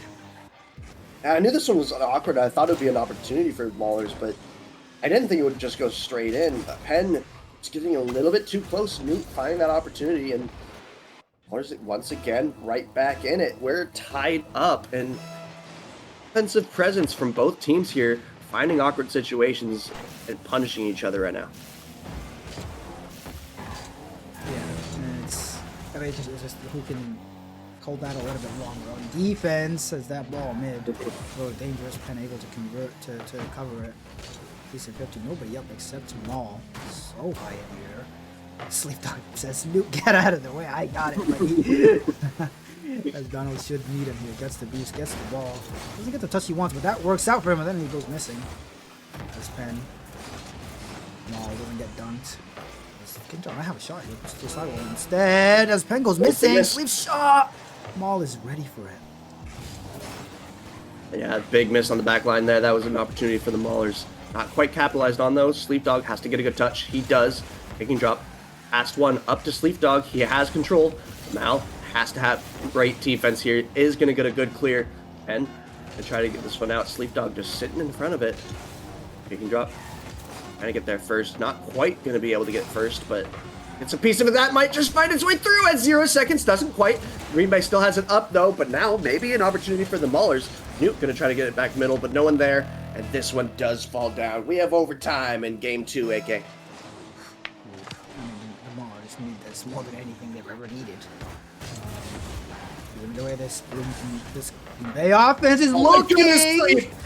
As Sleepdog says, AK, stop praising other people's offense. Look at mine. As that almost sneaks in. It doesn't on this occasion, but you can't give Sleepdog too many opportunities, too much space, and too much boost. Otherwise, he will make you pay. Maybe Newt has something on him here. Let's get the pressure on. Sleepdog does get a decent dunk. We'll keep the pressure on this Green Bay team. And low boost hits it mid. Newt already up.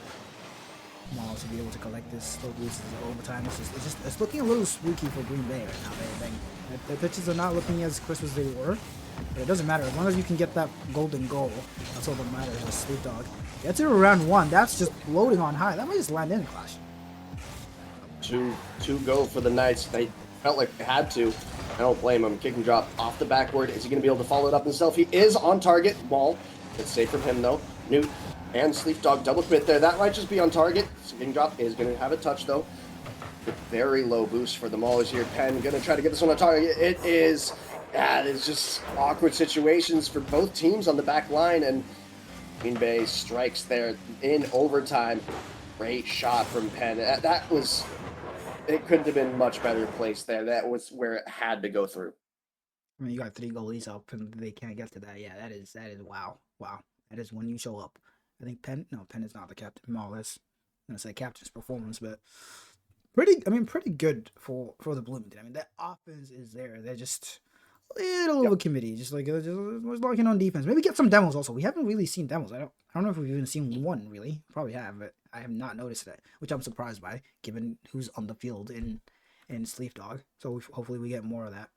And just open up space. They did score 1 off a Sleepdog demo in game 1, but it was I don't know. We haven't seen as much as I like to see. Come on, Bloomington, but. As we take a look at Sleep leading the team talk. As they're about to get swept. What are you gonna do about it? Kick and drop. Maybe it's time to go back to your roots and become kicking god and stand the hell up. Where's the stand-up desk? What happened to it? This is why you're losing. As we need kicking god online, not kicking drop. Sleepdog looking absolutely locked. Will he be able to lead his team to a regain here? As on the other side, you got Maul over here. You're so ridiculous. See, this is what happens when you don't have cams on. I'm gonna have fun. That's just what happens. You're gonna infiltrate the positions. Yeah, but for Maulers, I really feel like they just have to solidify the rotations on defense, because it's really been a struggle for them. There's a lot of near post rotations, a lot of cutting when cuts aren't necessary, and it's just creating a lot of awkwardness. That should be a goal, and it barely finds its way through. Kicking drop on the board first for the Ballers. Yeah, I mean, that looked a little sweet. I thought they were going to miss that. I thought he was going to hit off sleep, but it did help. But it does go in anyway. It doesn't matter. Maybe kicking god is online. Maybe he doesn't need to stand up. Although for the condom, we need that stand-up desk back one of these days. Maybe he'll be back for the major. Maybe he'll watch us back. There's maybe a shot here from Newt. Oh my, hitting the crossbar and the inside of the post. Still not going in. Green Bay counting their lucky stars. Yeah, I'm so impressed that Newt even read that in the first place. That was a really awkward bounce with multiple defenders in the way, and somehow he almost got it on target. But now having to play some defense as the Maulers, and they're not going to be able to. Penn puts this one away for the Knights. Yeah, I mean, I was just shaking my head because I was like, I mean, it can't be this easy. That's a beautiful dunk by Donald, but it's just an open net to shoot at. Full Penn. And then I realized I'm a Green Bay Knight, so I got to celebrate, not be mad. But Bloomington is tied. It's not. It's fine. You're agree there. Because I mean, no, but that's what I'm doing here. Cause I am comedic relief. I'm here to make the DA laugh. Because I don't know if that was meant to be an infield pass from Sleep. That is an open net. Double to the side. Maybe Maul gets that. No, the pinch comes a clear pretty much. But you're a Bloomington fan. What you have going for you is you are on the wrong end of a 9-goal game, just by 1. So clearly you got something. Was game 1 an overtime, or am I imagining that? Game 1 was not. I don't believe. Okay. That was one where they were down 2 in that one. It was 3-1. Okay. But still pretty damn good close games. That's what I was hoping to get at. But my memory clearly is cooked. That's what happens. It was still a close game. It was still close. Yeah. So I mean, clearly you got something. Just like how fast can you figure out your defense? That is Donald's shot. Top bins, center of the net, kicking drop. Not able to do much about that, unfortunately. Like how much of your defense are you able to figure out this quickly? I mean, obviously after today, they'll watch the replays back. They'll figure it out. You'd hope, but today, like not even today. In the next 3 minutes, you have 3 minutes. Otherwise, the series is over because Green Bay is ahead right now. You need to score. As Maul, looking likely to be the one to put it 2-1 away. Kicking God just reads that. Keep calling him Kicking God. He's not standing up, AK. As I don't know why Busy's inviting me. This fan. Get him out of my lobby. There's a beautiful clear. And looking to follow it up. Doesn't get it. Bumps. Kicking God out of the way. Says, my ball. That's going to beat out on 1. Maybe 2 even. Does have low boost. Trespassing in midfield. Goes missing. Sleep Dog goes missing. And the play will reset. You know, Kicking Drop does have full boost. Donald with a psychotic pre-jump. I love it. I love the energy, the confidence. I mean, that's what happened from the 2 games to the good. You can overcook a little bit. Let's spend with a reset. Doesn't get it. Just gives it off to Donald. Says, oh, it goes fill their boost. King God, it has to leave the ball to get the boost, but that's just giving the ball away. As the Bloomington Maulers, I mean, it's still just only one goal game, Clash. Really getting worried about. I feel like the rotations on the Maulers are trying to be so aggressive when it's unnecessary. There's very little back post rotation right now, and it's causing such situations. And Knights are doing so well on capitalizing on it, whether it be on offense or defense. They find another one here. It's just, once again, the person that has to make a save on the back line is so far back or so low boost or something, and it just becomes such an awkward save. That having the only person that can defend on the line is a struggle. There's no force at all for the Maulers, and they're capitalizing on it really well. But props to the Knights though, because Maulers again have had so much pressure on offense, such good quality opportunities that they have to be able to match that. They absolutely. Yeah, what can I say? The moment I put my camera on me, Maul, we just looked immaculate. As Spen looking to read this. It was an infield pass. Donald not able to get to it. But Maul would just collect a free ball out of the challenge. Races to the sidewall. New is awkward. Goes missing. Donald goes missing. Kick and drop. Collects. Sleep Dog says, I got it. Not for long because Penn is on your heads up. He's just going for everything now. They just look so confident. I don't know if you're beating Green Bay when they look this confident. I don't know. And a demo by Donald, and he's still on the ball. Kicking drop. Low boost. Can't really follow it up. Or can he? Infield pass. Penn able to get it. And is this guy a third rounder? Like, he's not moving like a third rounder. Is this Penn guy? When he's online, it just seems like the team just looks so damn good. I don't know who's beating this Green Bay team.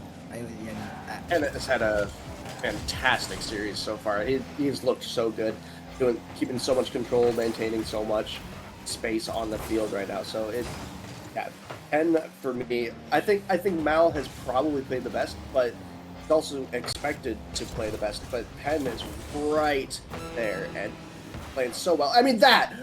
Okay, Penn. Never mind. He might be playing the best. What a great shot from Penn here. Following it up. He just decides to stay up in the air to dunk, kicking, drop.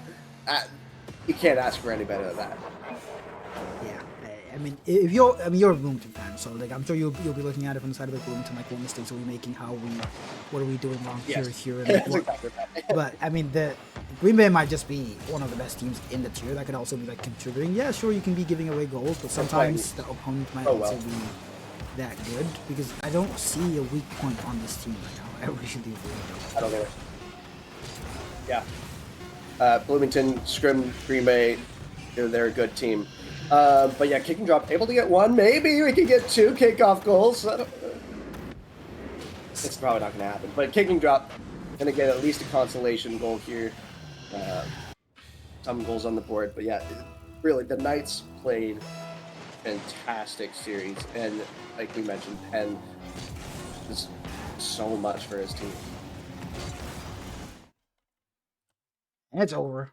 The Bloomington Maulers unfortunately could not take a game off the Green Bay Knights, who just looked absolutely immaculate.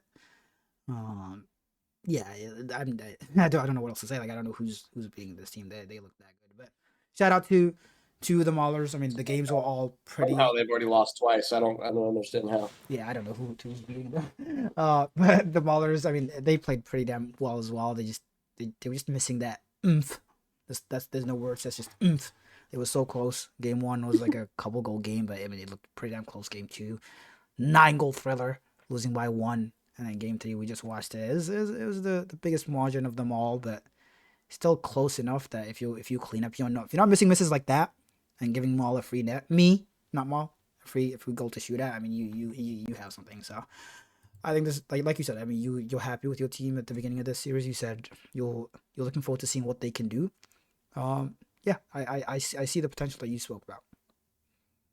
Yeah, I love the team. I just, there's some rotational stuff that was a struggle in that series for sure. But playing against a team that played the series that well, Green Bay looking solid the whole time. I really Rising Star. Normally in Rising Star, you see like kind of a lot of mistakes in each game, like just outright misses, big big rotational errors, big team bumps, something like that. But I can't recall a single one that was egregious from the Knights. Like they played solid. Of course, there's going to be little things here and there for any team, but they just played such a good series. It's going to be tough to play no matter who you are in Rising Star. Yeah, I mean, this is like the 5th time I've said this. Well said. Clash is like, he's actually stealing my thoughts. He's inside my head. But unfortunate, Sleepdog new kicking drop. I'm sure they'll be back. Shout out to Donald, Maul, and Penn. I don't know how old Penn is, but the unks showing out, looking absolutely immaculate while doing it. I love that from them. So looking forward to seeing them play again, because if they keep playing, like, I don't know who beat them, like what monstrosity beat them, or like just cheated to win, but I don't know who's beating Green Bay when they're online like that. Because me, Maul, yeah, I know what I'm doing. Having said that, I think Clash, it's been a night, and we're almost to the end. Before we end, let's take a look at our schedule for the day. Just the match we've done. The 4 out of 16 matches we've chosen to stream this week. St. Cloud back-to-back on stream, back-to-back losses. But they looked so damn good doing it. And that can sometimes, that doesn't sound like a compliment, because, hey, I'm just complimenting the team that lost because I'm a nice guy. But no, they genuinely looked so damn good, and they could have taken either series. But shout out Fargo, shout out Brainerd. They had the ice, they locked in.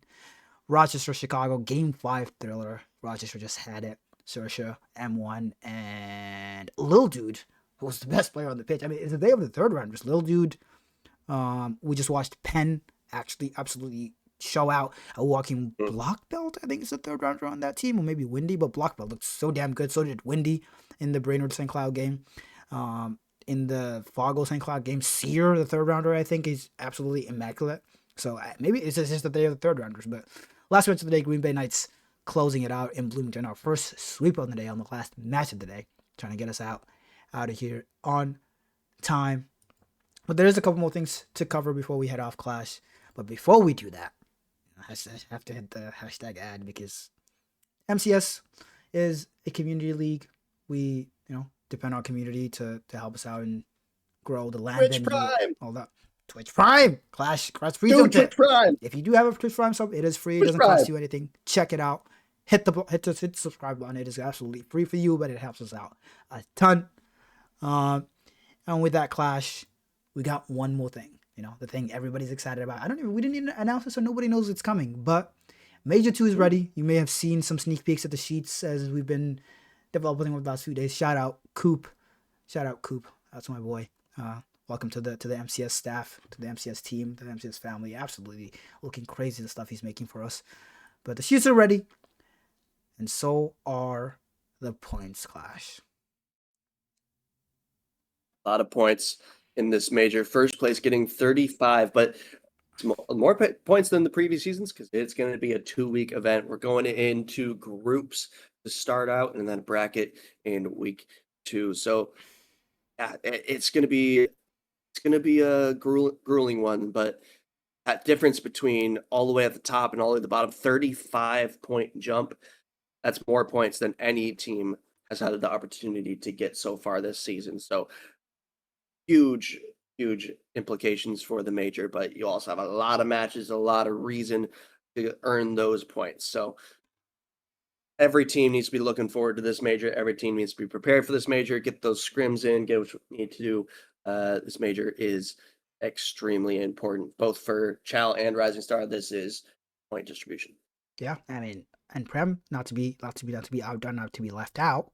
These are your points. I guess there's something translucent somewhere. There you go. Boom, pow. There's only 10 teams, so like the format is a little different. The elimination cutoffs are a wee bit different, so the points are a lot lower. But still a lot of points off for grabs. That is 5 regular season games where in Prem you only have 9 regular season games, and you're getting 23 points.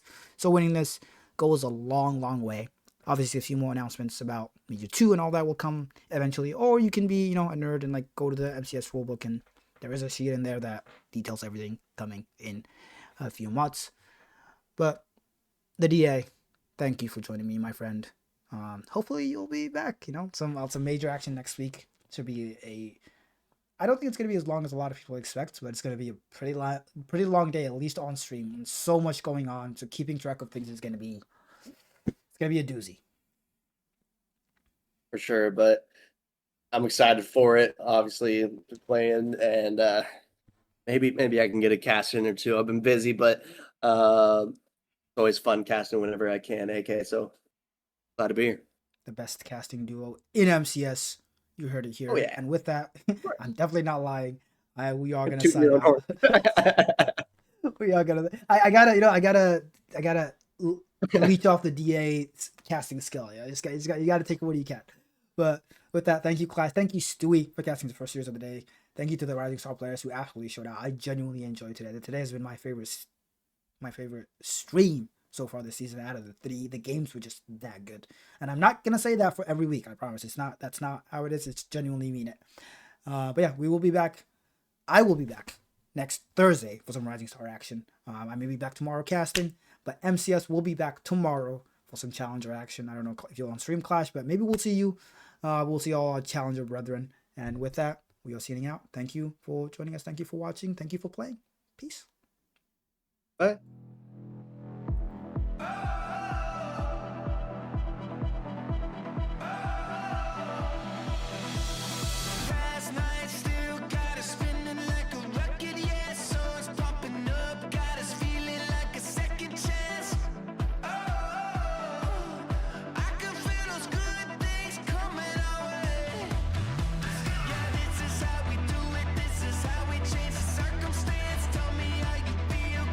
Looking